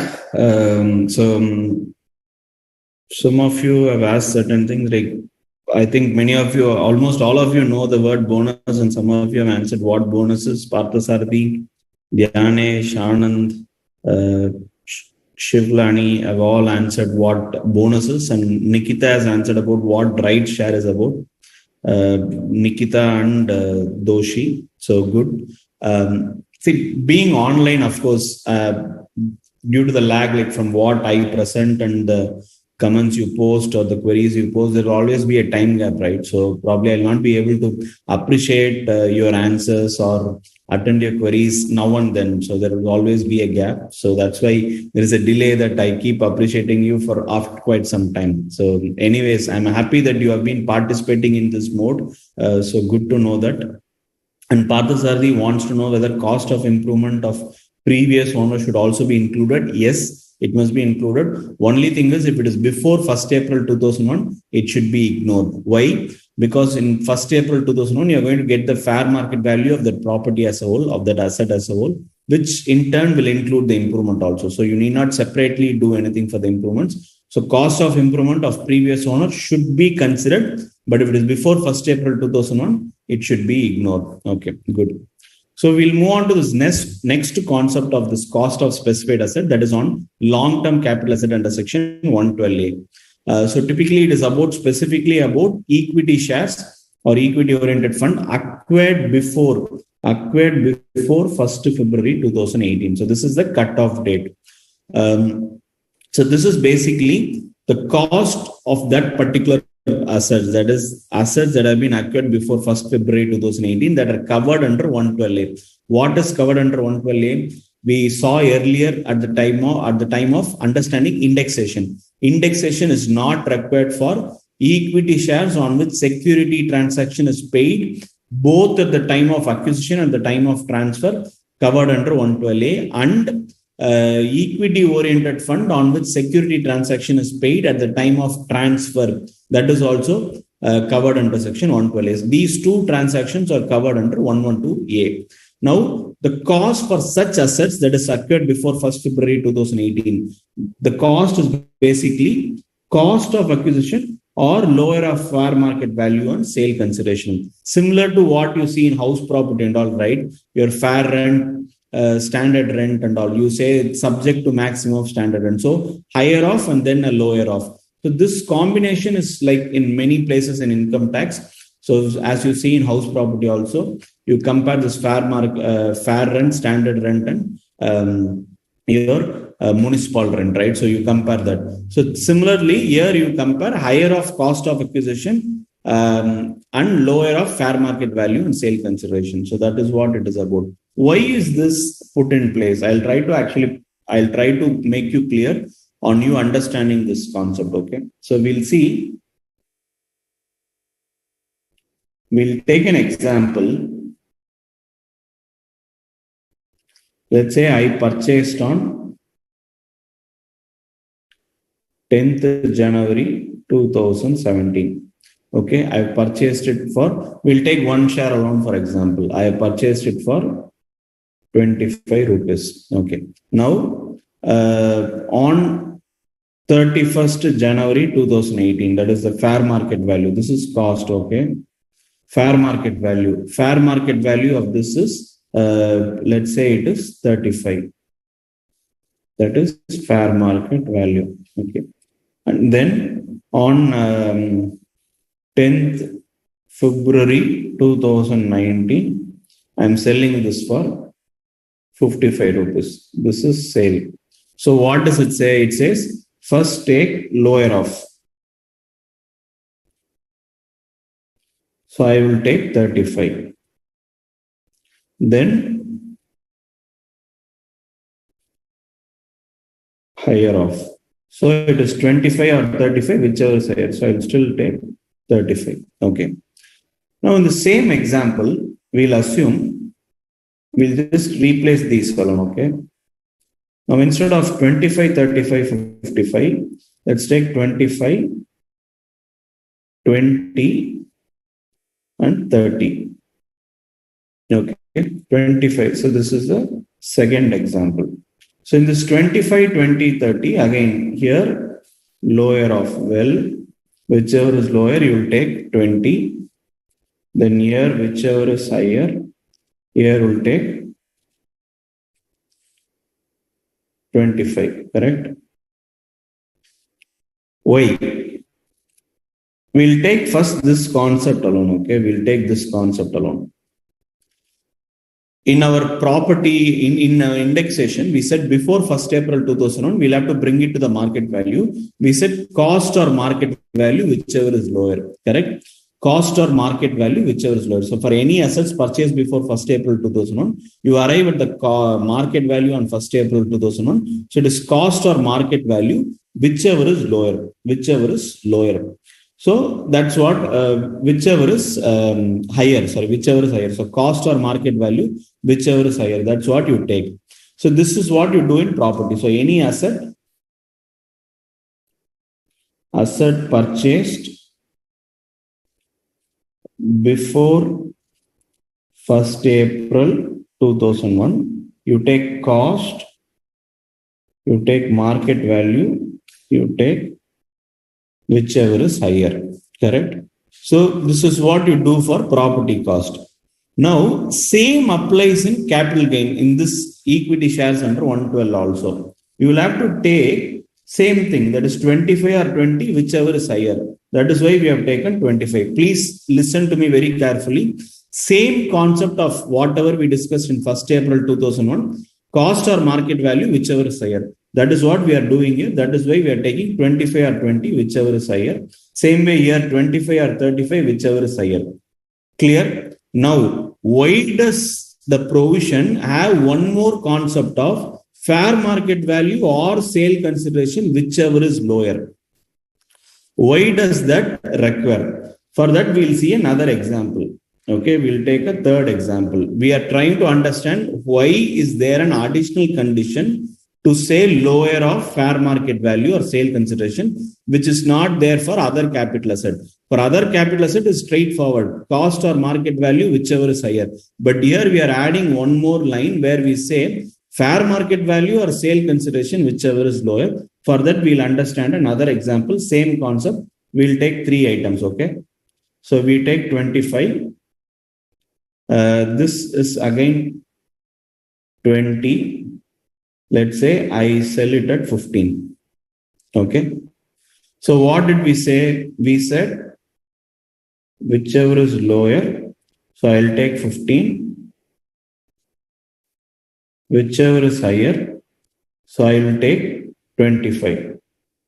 Correct. Now we will calculate this in the form of capital gain. So technically we'll do sale consideration. Sale consideration is 15 minus cost of acquisition. Now it is 25. So it is minus 10. So you have made a loss of 10. Assuming that this is not there.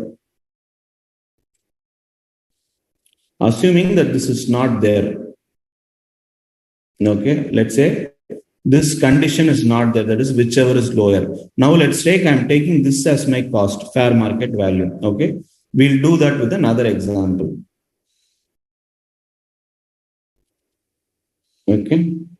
So it is basically 25. My cost is, fair market value is 35. This is my cost.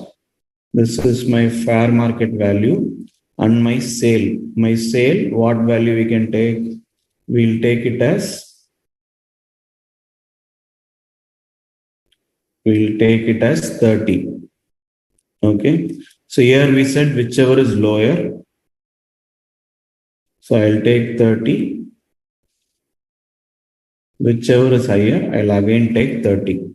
So now how will that working look? Sale consideration will be 30 less cost of acquisition will be 30. So nil. Now why are we ignored fair market value of 35?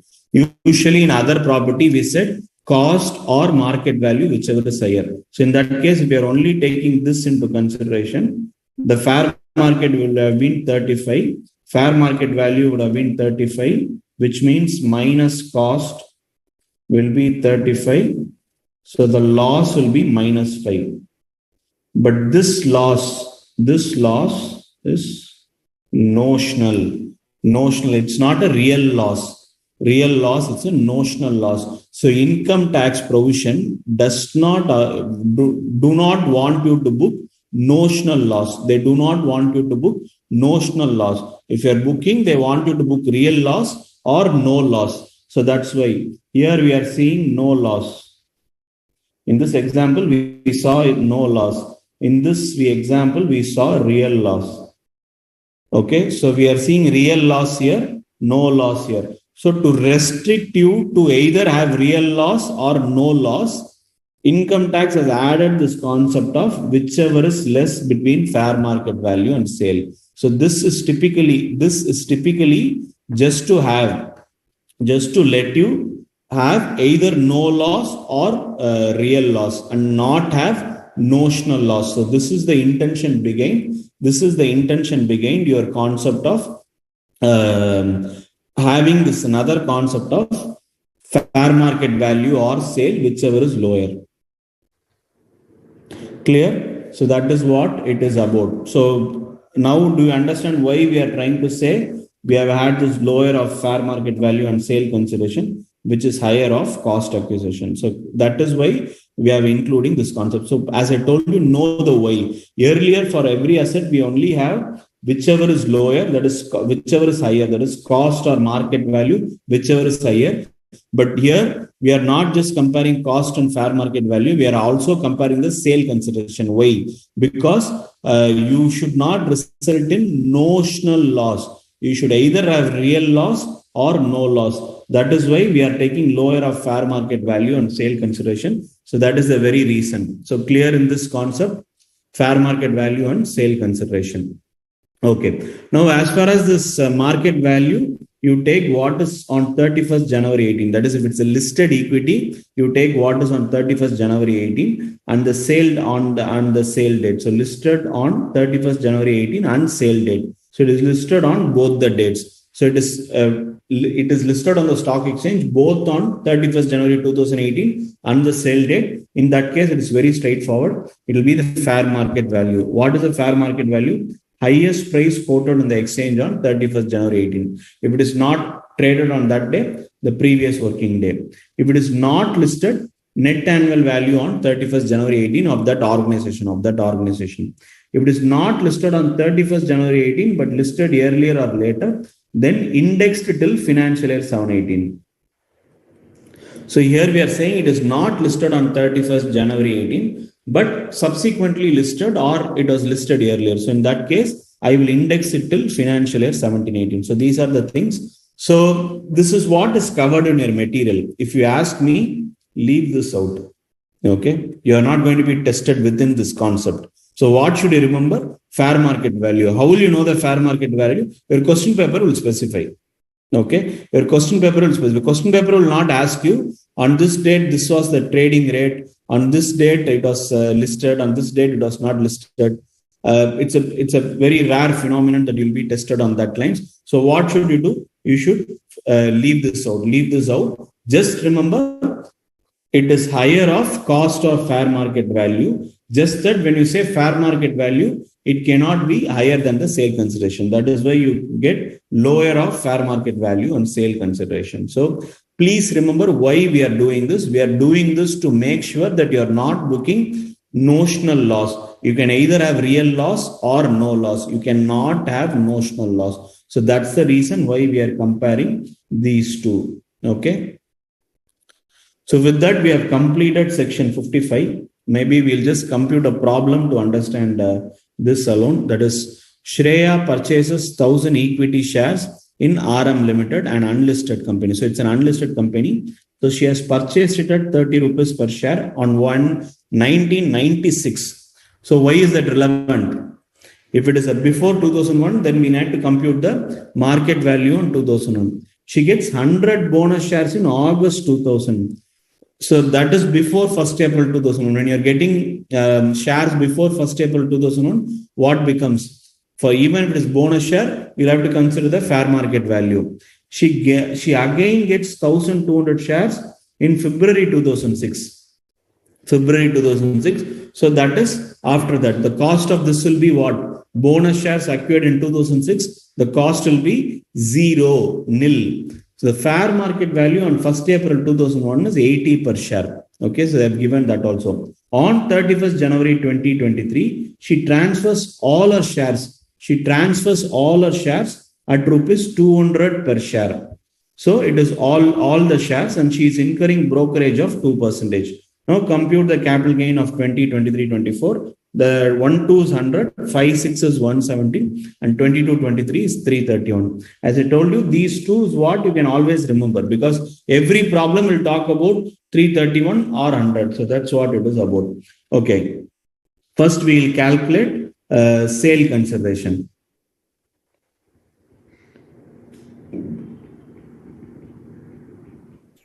So sale consideration, what will be the sale consideration? She's sharing everything, 200 per share. How many shares she has? She has 2,200 shares. So 2,200 into, she's selling it for how much? She's selling it for 200 per share. So it is 4,40,000.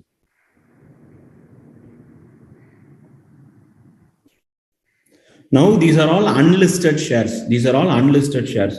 So anything about 2 years, is long-term capital gain. So here it is 2006. So she has purchased in 2006, 2000 before 2000. So everything is typically a long-term capital gain. So the sale consideration is 4,40,000. Okay, 4,40,000. Now less cost of acquisition. We'll take first that is market value of 2001. So we'll take with that. Okay. So what is the market value? Market value on that day is 80. How many shares she was holding? I'm sorry. We'll have to reduce the. I will do it in this paper itself. Yeah.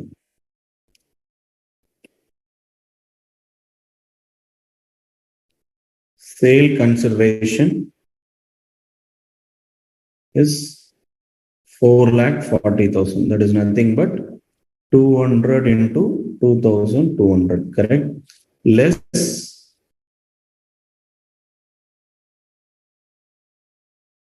brokerage at 2%. So she has incurred brokerage at 2%.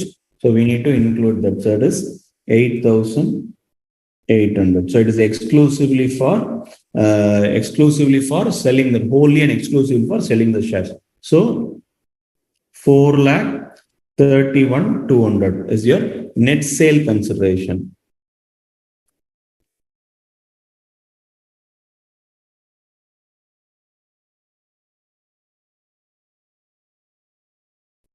So your net sale consideration is 431,200. Now less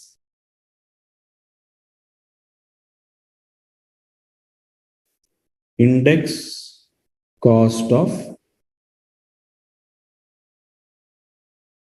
acquisition. Correct. In this index cost of acquisition, first I need to cover the pre-2001 purchase. Correct. So I need to include that. I need to consider pre-2001 purchase. So how much was that pre-2001 purchase? So what I need to do is pre-2001 was 1,000 shares, and then she got 100 bonus share. That is 1,100, and the fair market value is 80. So what I do is 1,100 into 80. That is your fair market value, which is above your cost of 30 into 1,100. So cost or fair market value, whichever is higher. So 1,100 into 80 divided by the year, the base year, because we are taking the fair market value 100 into this year's period. That is 330. 31. Okay, so what will it be? 1100 into 80 divided by 100 into 331. So it is 291,280 is the cost of that shares. Next, 2 is 2006 purchase. So she has purchased what? Another 1,100 shares, but she has not purchased. It is bonus. So that bonus shares, the value is what? Nil. The value is nil. So nil. So because this is bonus. So your final LTCG, that is your long-term capital gain, is how much? 431,200 minus 431,200 minus 291,280. So it is 1,39,920 is your long-term capital gain. So that's how you compute. So what did we do? For bonus shares issued before 2001, we have calculated the fair market value as a whole. And for bonus shares after 1st April 2001, that is issued in 2006, we have taken nil. So we have indexed that from 100 to 331. That is from 2001 to 2022-23. Then for the others, nil. So we have finally arrived at the thing. We have also deducted brokerage of 2%, transfers all brokerage of 2% because it's a selling expense. The purchase expense of brokerage 1% is not relevant because it is not included. What is reduced is only the sale expenses. Selling expenses alone is excluded. Clear in this? So I'll see if there are any questions.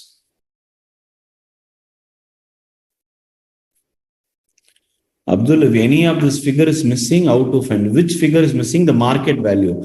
Without market value, you are not expected to find out at all. So please ensure if market value is not provided in the question paper, you will be rewarded full marks for that question because it is not your activity to find out the market value on 2001. It will be provided in the question paper. If not, it's a mistake in the question paper. So there will never be a scenario where you will have to find out the market value for 2001 because it doesn't happen for your examination. So leave that will not be provided. Sometimes sale consideration is considered, sometimes not. Why it's so? I've considered the sale consideration, right? Because I've considered the 4,40,000 as a whole thing. So whatever 1,100 shares into 80 is what I have, 2,200 shares into 80, right? 2,200 into 200 is what we have considered. The sale consideration is always concerned. Without sale consideration, we will not be able to solve. So sale consideration needs to be considered for the purpose of solving a problem. I actually don't understand your question in a very clear manner. If I have not answered your question, Doshi, you can rephrase your question. Parthasarthi, good. It is 291,280 is the cost. Good. Mohammed, brokerage on purchase is to be added? No, it is not a cost. So it is whatever is your cost of acquisition is whatever is the cost of the shares only.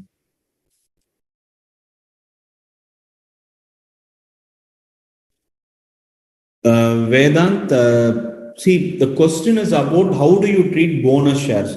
Bonus shares before 2001, you need to consider the fair market value. That is why we have considered that 80 rupees per share as a fair market value. Once you have considered the fair market value on 1st April 2001, since it's a long-term capital gain, since it is unlisted shares, you need to index it to 2022-23. So that's one activity. Then another activity is bonus shares issued in 2006. The cost is nil. So sale consideration minus selling expenditure minus index cost of acquisition finally gives your long-term capital gain.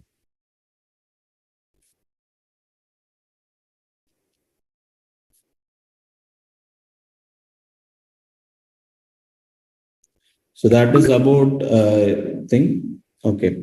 So we'll move on to the next topic. Next topic of depreciable assets. So we discussed about depreciation in detail in PGBP under section 32. So typically you provide depreciation every year. Now, what if a depreciable asset is sold? Okay, depreciable asset is sold. A depreciable asset when sold will not immediately give rise to capital gain. So for you to have a capital gain from depreciable asset, there are two scenarios. The first one is where your sale consideration of the asset you're selling, is more than the written down value of the block.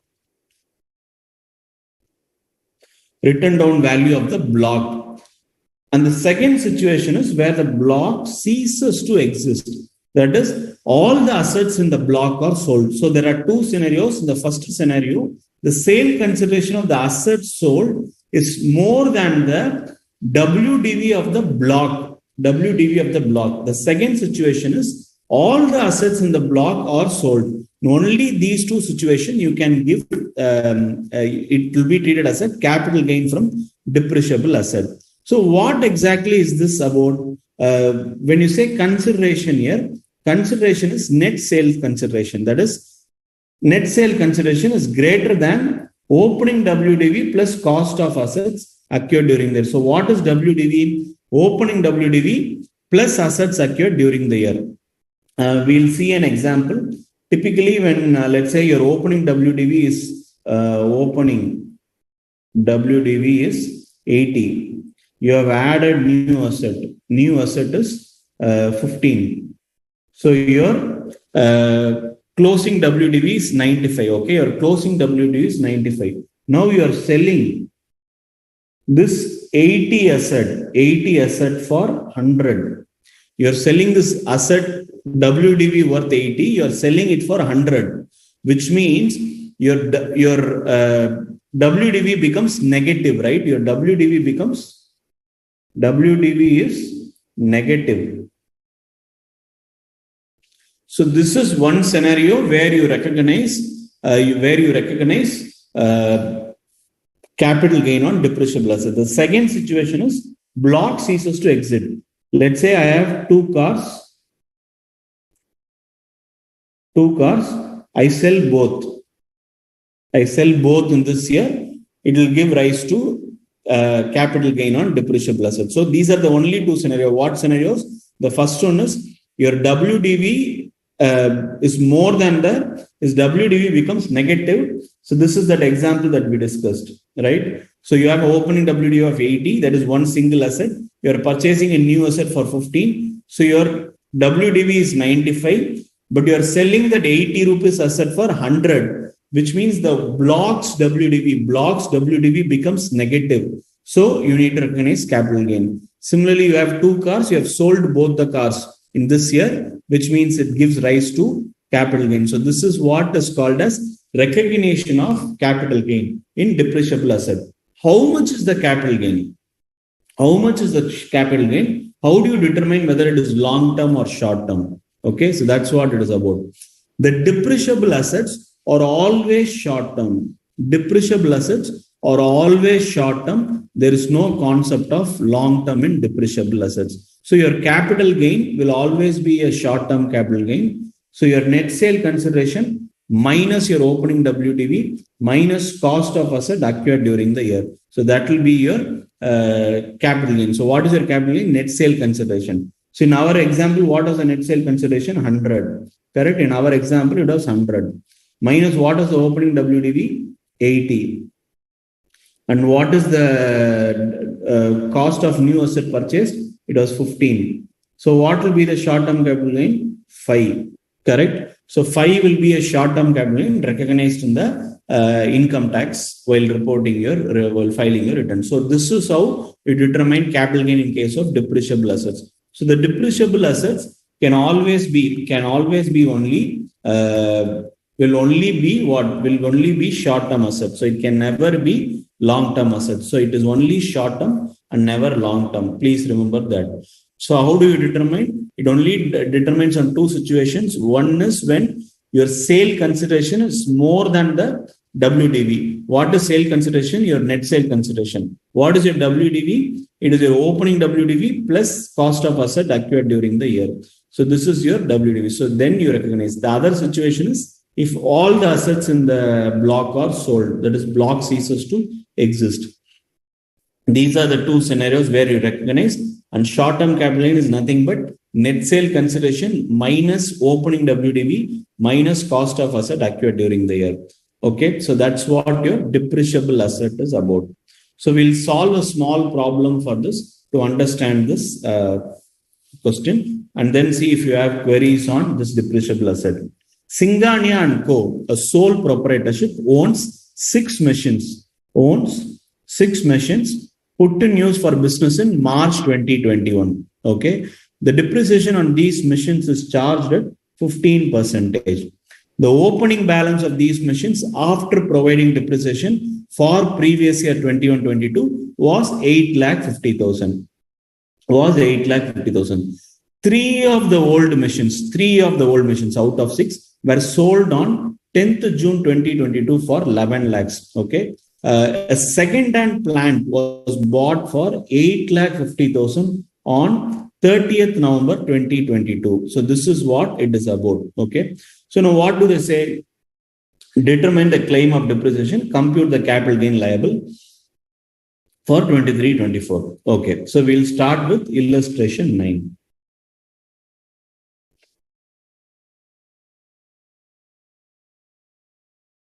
So what do we need to compute? Depreciation, right? So for depreciation, you need to first understand the WDV on which you need to calculate depreciation. So I'm first calculating opening WDV. Opening WDV is after providing depreciation is 8.5 lakhs. So it has already been provided. So I straight away take 8,50,000. Add new machinery. Okay, that is also how much? 8,50,000, right? So that is also 8,50,000.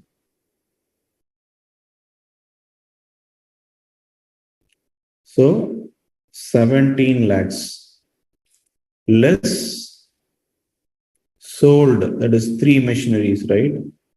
How much? Sold for 11 lakhs. Sold for 11 lakhs. So WDV is 6 lakh. On this, you provide how much? At 15%, that will be 90,000, right? You will provide 90,000 depreciation on this 6 lakhs. So that is your first question. So the capital gain will be what? So this is for the first thing. For the second thing, capital gain will be nil. Why? Because both the situation does not arise. What is both the situation? The first situation is your consideration is greater than WDV. In this case, 11 lakh is less than 17 lakhs. 11 lakh is less than 17 lakhs. In other words, your WDV is positive after adjusting sale consideration. So that is the first thing. Second situation, all the block and the assets are sold. There are 6 machineries, only 3 are sold. So all the assets are not sold. So again, it is not applicable. So since both the situation does not arise, the capital gain will be nil in that case. The third situation is, what if the 3 machines is sold for 21 lakhs? So we'll take the same thing. So this will be 8,50,000. And this will also be 8,50,000, the new purchase of machinery. So it will be 17 lakhs. Less depreciation, less sale consideration is 22 lakhs. So minus 5 lakhs, correct? So the capital gain is 5 lakhs. The capital gain is 5 lakhs because capital gain is nothing but, in fact, it is what? Short-term capital gain. How do you determine short-term capital gain? Net sale consideration, that is 22 lakhs. Net sale consideration, that is 22 lakhs minus opening WDV of 8.5. Cost of asset, new asset is 8.5. So 22 minus 8.5 plus 8.5 gives you 5 lakhs. So 5 lakh is the capital gain. That is your short-term capital gain. Clear?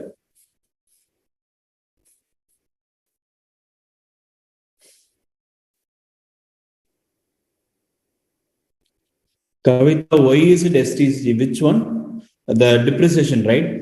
All depreciable assets are definitely short-term capital gain. So you need not see whether it is long-term or short-term. It is always short-term, even if it is more than 36 months. So yeah, Abdul, even if it is more than 36 months, it is not long-term capital gain. Since 8 lakhs of the depreciation will be charged, I'm sorry. Yeah. Thank you, Gomati. Abdul, yeah. Sindhu, I think many of you have answered that. So I'll correct this. Yeah. So it will be typically the entire that 6 lakh will be provided at half the depreciation. So the WDV, since this is part of this 8.5 lakhs, will provide at 7.5 percentage. So instead of 90,000, it will be 45,000. Okay. So the new asset only is remaining because the balance 6 lakh, whatever you know, is typically like is almost less than the thing. So the depreciation will have to be.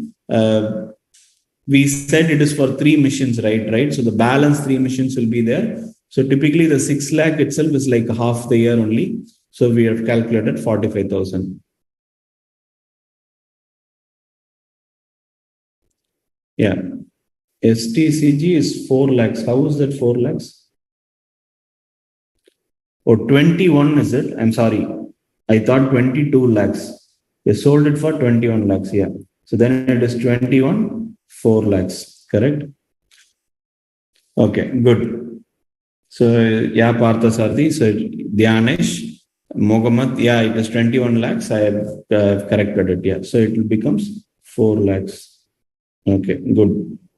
So good that all of you are very clear in the chapter. So good. So we'll move on to the next thing.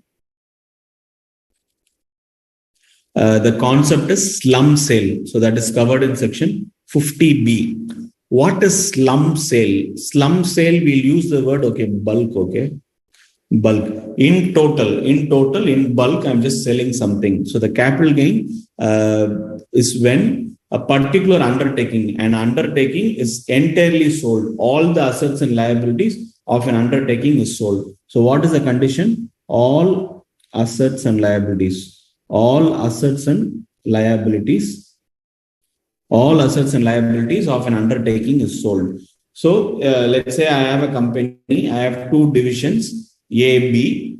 Whatever belongs to A, I'm selling it out. It's called slum sale. So all assets and liabilities of an undertaking. It need not be for the entire organization. It could be for that one undertaking also. So that is called as slum sale.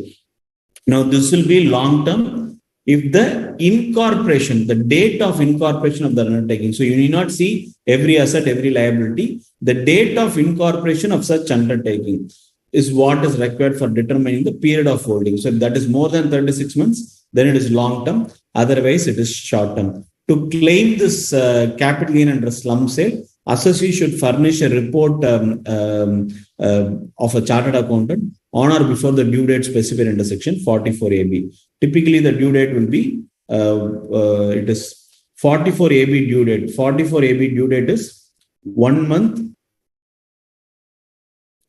before return due date. So anyways, you'll see that in your return filing chapter. So whatever we need to understand here is the chartered accountant report for 50B should be filed before due date under section 44AB. What is 44AB? Tax audit. Audit for PGBP. So now the report will include the computation net worth of an undertaking. So it will include both what is computation, what is net worth, and what is the capital gain. So that is what will be discussed. So this is what is slum sale. How do you compute now? So we need to calculate capital gain. It could be short term. It could be long term. Based on what date? Date of incorporation of that undertaking. So whatever date that undertaking is incorporated, that is what it is there. So date of incorporation of that undertaking. So now, what is the usual formula for capital gain? Usual formula for capital gain is sale consideration minus cost. Correct? Sale consideration minus cost of acquisition and cost of improvement. Here, sale consideration minus the cost is nothing but net worth. So remember your section 48. What did it say? Sale consideration less cost of acquisition and cost of improvement. Here, cost of acquisition and cost of improvement is nothing but your net worth. So your net worth is your cost of acquisition and cost of improvement. Clear? So that is what this is about. Whatever is your net worth is your deemed cost of acquisition and cost of improvement. So your net sale consideration minus cost. Cost is nothing but the net worth. Now, what is net sale consideration? What is net sale consideration? The net sale consideration is higher of fair market value of capital asset transfer, fair market value of monetary and non-monetary consideration. Fair market value of capital assets transfer, fair market value of monetary and non-monetary consideration. So this is what should be considered. So typically, what do you mean by capital assets? All the capital assets that is. So fair market value of such capital asset is 1. What is 2? Fair market value of monetary and non-monetary consideration. So typically, let's take an example, okay? I have a company.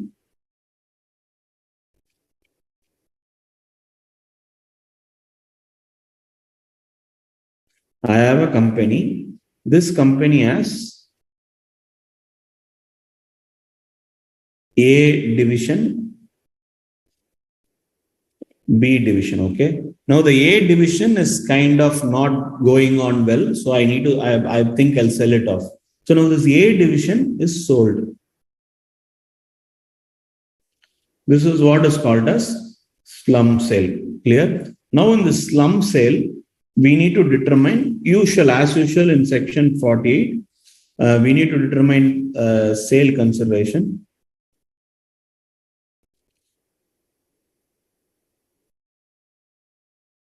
Less cost of acquisition and improvement. Correct? So now in slump sale, sale consideration is FMV1 or FMV2, whichever is higher. For cost of acquisition, it is net worth.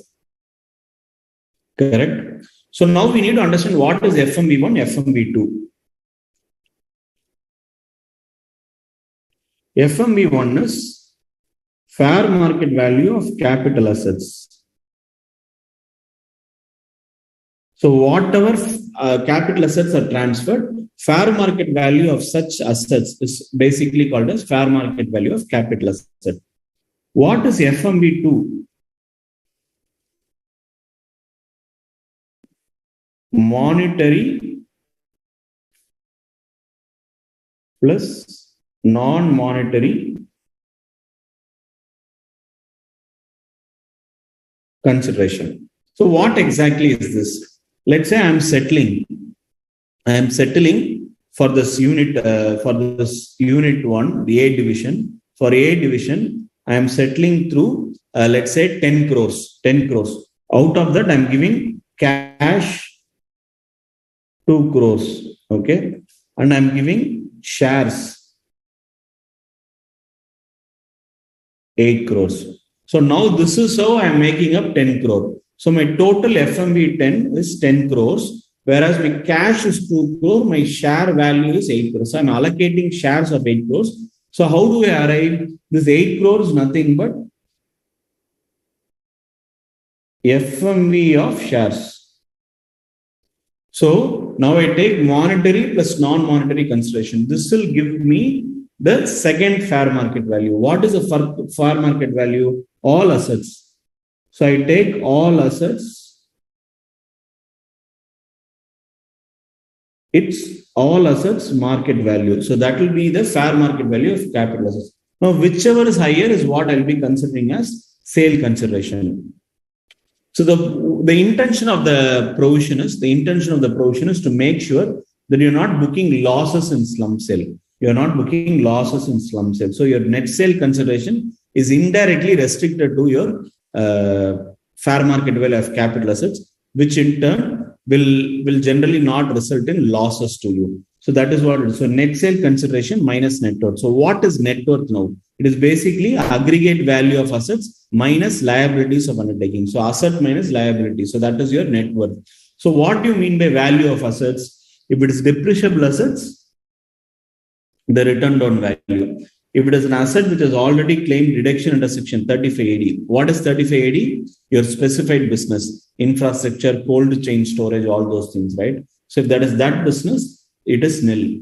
And if it is goodwill, if it is self-generated, the value shall be nil. Even if it is recorded in the books of account, we need to consider it as nil. And book value of all other assets. Book value of all other assets. Now, when you say this, you must ignore revaluation. So any revaluation done should be ignored for the purpose of other assets. So whatever should be considered as a book value, and we need to ignore revaluation. So that's what it is about. So your capital gain is basically net sale consideration minus net worth. Your net sale consideration is fair market value 1 or fair market value 2, whichever is higher. Fair market value 1 is fair market value of capital assets. Fair market value 2 is fair market value of monetary and non-monetary consideration. So that is what we saw in our example, 2 crore and 8 crore, where 8 crore is nothing but fair market value of shares. So what exactly is this net worth? Aggregate value of assets minus liability. What is aggregate value of assets?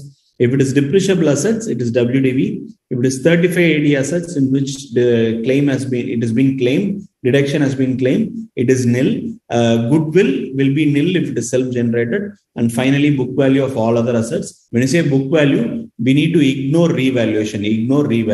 So that is what the fair market value is about, correct? Its net worth is about. So with this, you get the value. So that minus this, whatever is your this value will be treated as your cost. Okay. So now this will be your capital gain, whether short term or long term depends on the date of incorporation of that undertaking. So we'll see this example to see how exactly it works out. So Mr. A is a proprietor of Akash Enterprises having 2 units. He transferred on 1st April 2022 is units 1. So he is transferring unit 1 for a total consideration of 25 lakhs. So that is the consideration. The fair market value of capital assets on unit 1 on 1st April 2022 is 30 lakhs. So now your question is, how do you compute fair market value for the respective assets? It will be given in the question. You may not have to actually compute itself.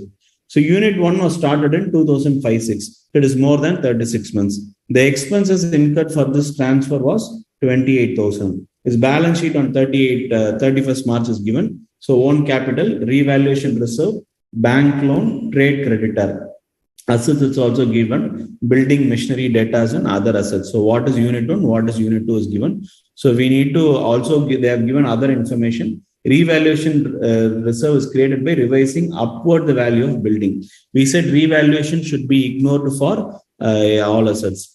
Other assets of unit 1 include patent acquired on 1st July 2022 for 50,000 on which no depreciation had been charged. That is like a goodwill. So patent is a goodwill. So this 1,50,000 includes that 50,000 on which no depreciation is considered. So this is all the problem is about.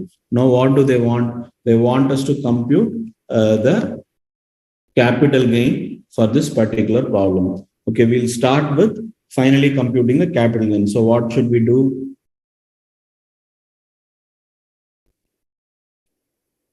So illustration 10, compute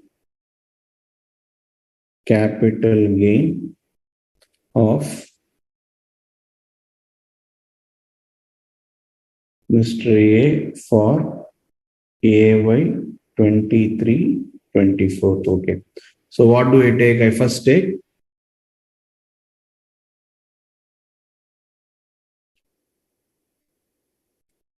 particulars amount.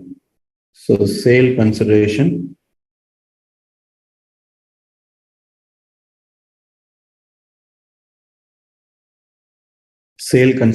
is you sold it for 30 lakhs. No. Okay. The fair market value of asset is 30 lakhs. So we need to take FME or we need to write a reference column. I'll add note one. So it is basically what you should calculate 25 lakhs or 30 lakhs, whichever is higher. So you take 30 lakhs. How did we get this 30 lakhs? It's typically 25 lakhs or 30 lakhs, whichever is higher. So that's how you actually picked 30 lakhs. So 30 lakhs becomes your sale consideration. So we can write this as a note. So what is your sale consideration? It is fair market value of capital assets on the date of transfer or fair market value of consideration shall be treated as the, whichever is higher shall be treated as the sale consideration. So now next is less. There was an expense incurred, right? Expense incurred was 28,000. Expense incurred is 28,000. So 29 lakh 72,000 becomes your income. So now less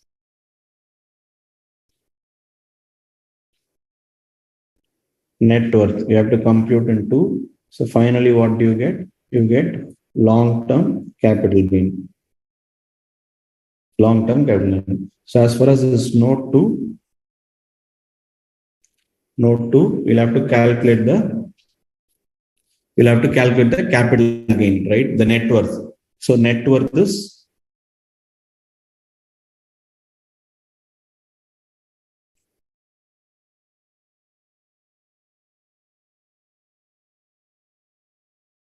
so the first one is building. So the building of unit 1 is 12 lakhs, where they say revaluation reserve is created by revising upward the value of building of unit 1. So the revaluation of 3 lakh is for building 1, correct? So we need to ignore that. So building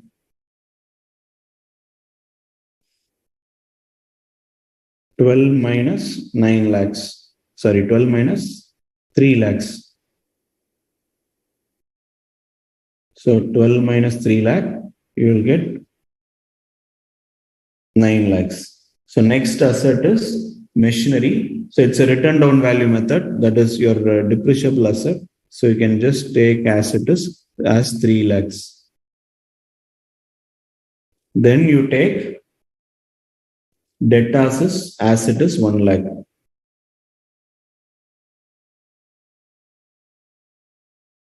Then you take other assets. Other assets is totally 1,50,000. 1,50,000, out of which 50,000 no depreciation has been charged. So it is like whatever has been ignored. So goodwill is generally considered to be nil. So we need to consider 1 lakh. So goodwill is nothing but should be ignored. So 1,50,000 minus 50,000 will be reduced for 1 lakh, right? Less. So that is your asset value. That is 12, 13, and 14. Less. Now we need to less liabilities. So what are the liabilities? Trade creditors 1,50,000, out of which 25% is for unit 1. So trade creditor 25% of 1,50,000. So which is how much? 37,500, correct? Next is bank loan 70% of unit 1.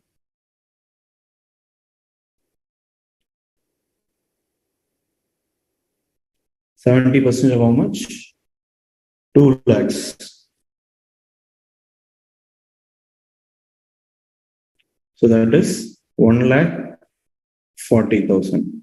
So your net worth will be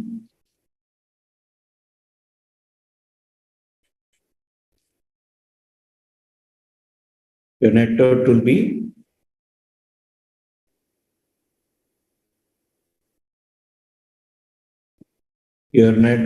be one thing. Okay. The 50,000, right? We said if it is self-generated, it is nil. If it is actually purchased, we need to give purchase cost minus depreciation till financial year, right? So whatever has happened is this 50,000 is pattern on which depreciation has not been provided. So we are considering separately and providing depreciation asset. This generally not be considered as goodwill. By mistake, I was using the word goodwill repeatedly. Patent is a separate intangible asset. So the intangible asset is subject to 25% depreciation. So we need to calculate the depreciation rate for this asset first. Okay, so what we'll do is we'll just use depreciation and get back to this. So we'll first calculate patent. So for patent, we need to calculate 50,000 plus depreciation, correct? So what we'll do is we'll compute depreciation. So cost is 50K, 50,000. It is purchased in what date? It is purchased in July 2020, which means for that year, it is more full year depreciation. So it is 25%, that is 12,500. So 37,500, then less 25% again. So on 37,500, you will calculate 25%. So it is 9,375. So which is minus 9,375 is 28,125. So patent is 28,125. So total will be 12, 13, 14, 14, 28, 125. In this, less bank loan, right? Bank loan of 75%. It is 1,40,000. Then trade creditor is 25%, correct? 25% of 1,50,000, that is 37,500. So this will be my net worth, that is 14,28,125 minus 1,77,500. So that is 1,250, 625. So I come back here, I write 1,250, 625. So it will be 29,72,000 minus 14,28,125. Sorry, minus 1,250, 625. That is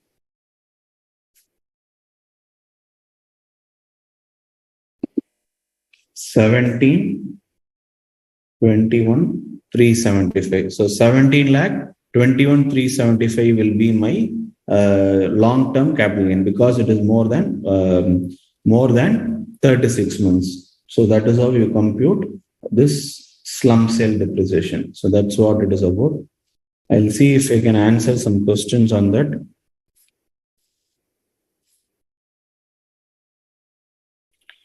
Kavita, undertaking of assets is typically undertaking is a division, a particular unit of, let's say, I am a manufacturing unit. I have a factory in Mumbai. I have a factory in Kolkata. These are two different undertakings. The factory in Mumbai is one undertaking. The factory in Kolkata is one undertaking. All put together is a company.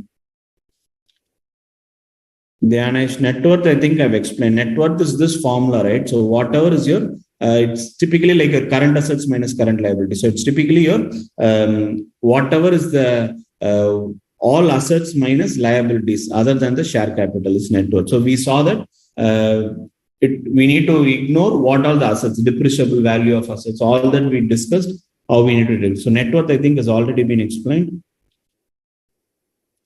Abdul, if more than 10,000 paid in one day in cash, then deduction is not allowed. See, if it is paid more than 10,000, it will not be part of the assets in the books itself. So you need not do anything right now.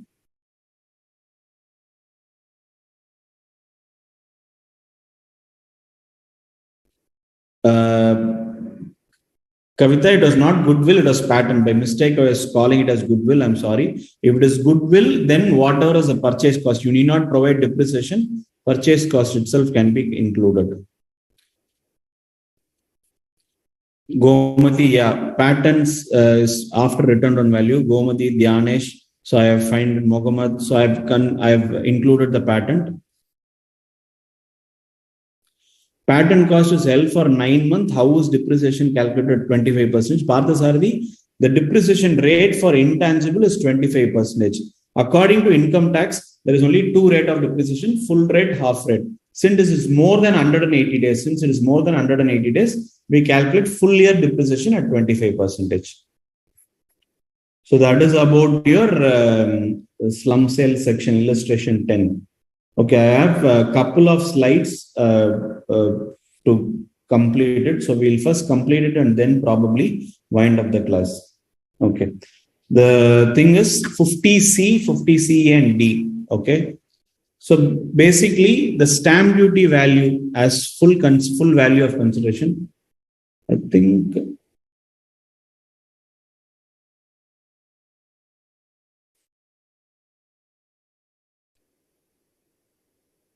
okay, I think it's a little bit lengthy, so probably we'll cover it in the next class itself. So if you have any questions, I will discuss it right now. Else, we will continue in the next class. I'll see if there are any more questions that I need to answer.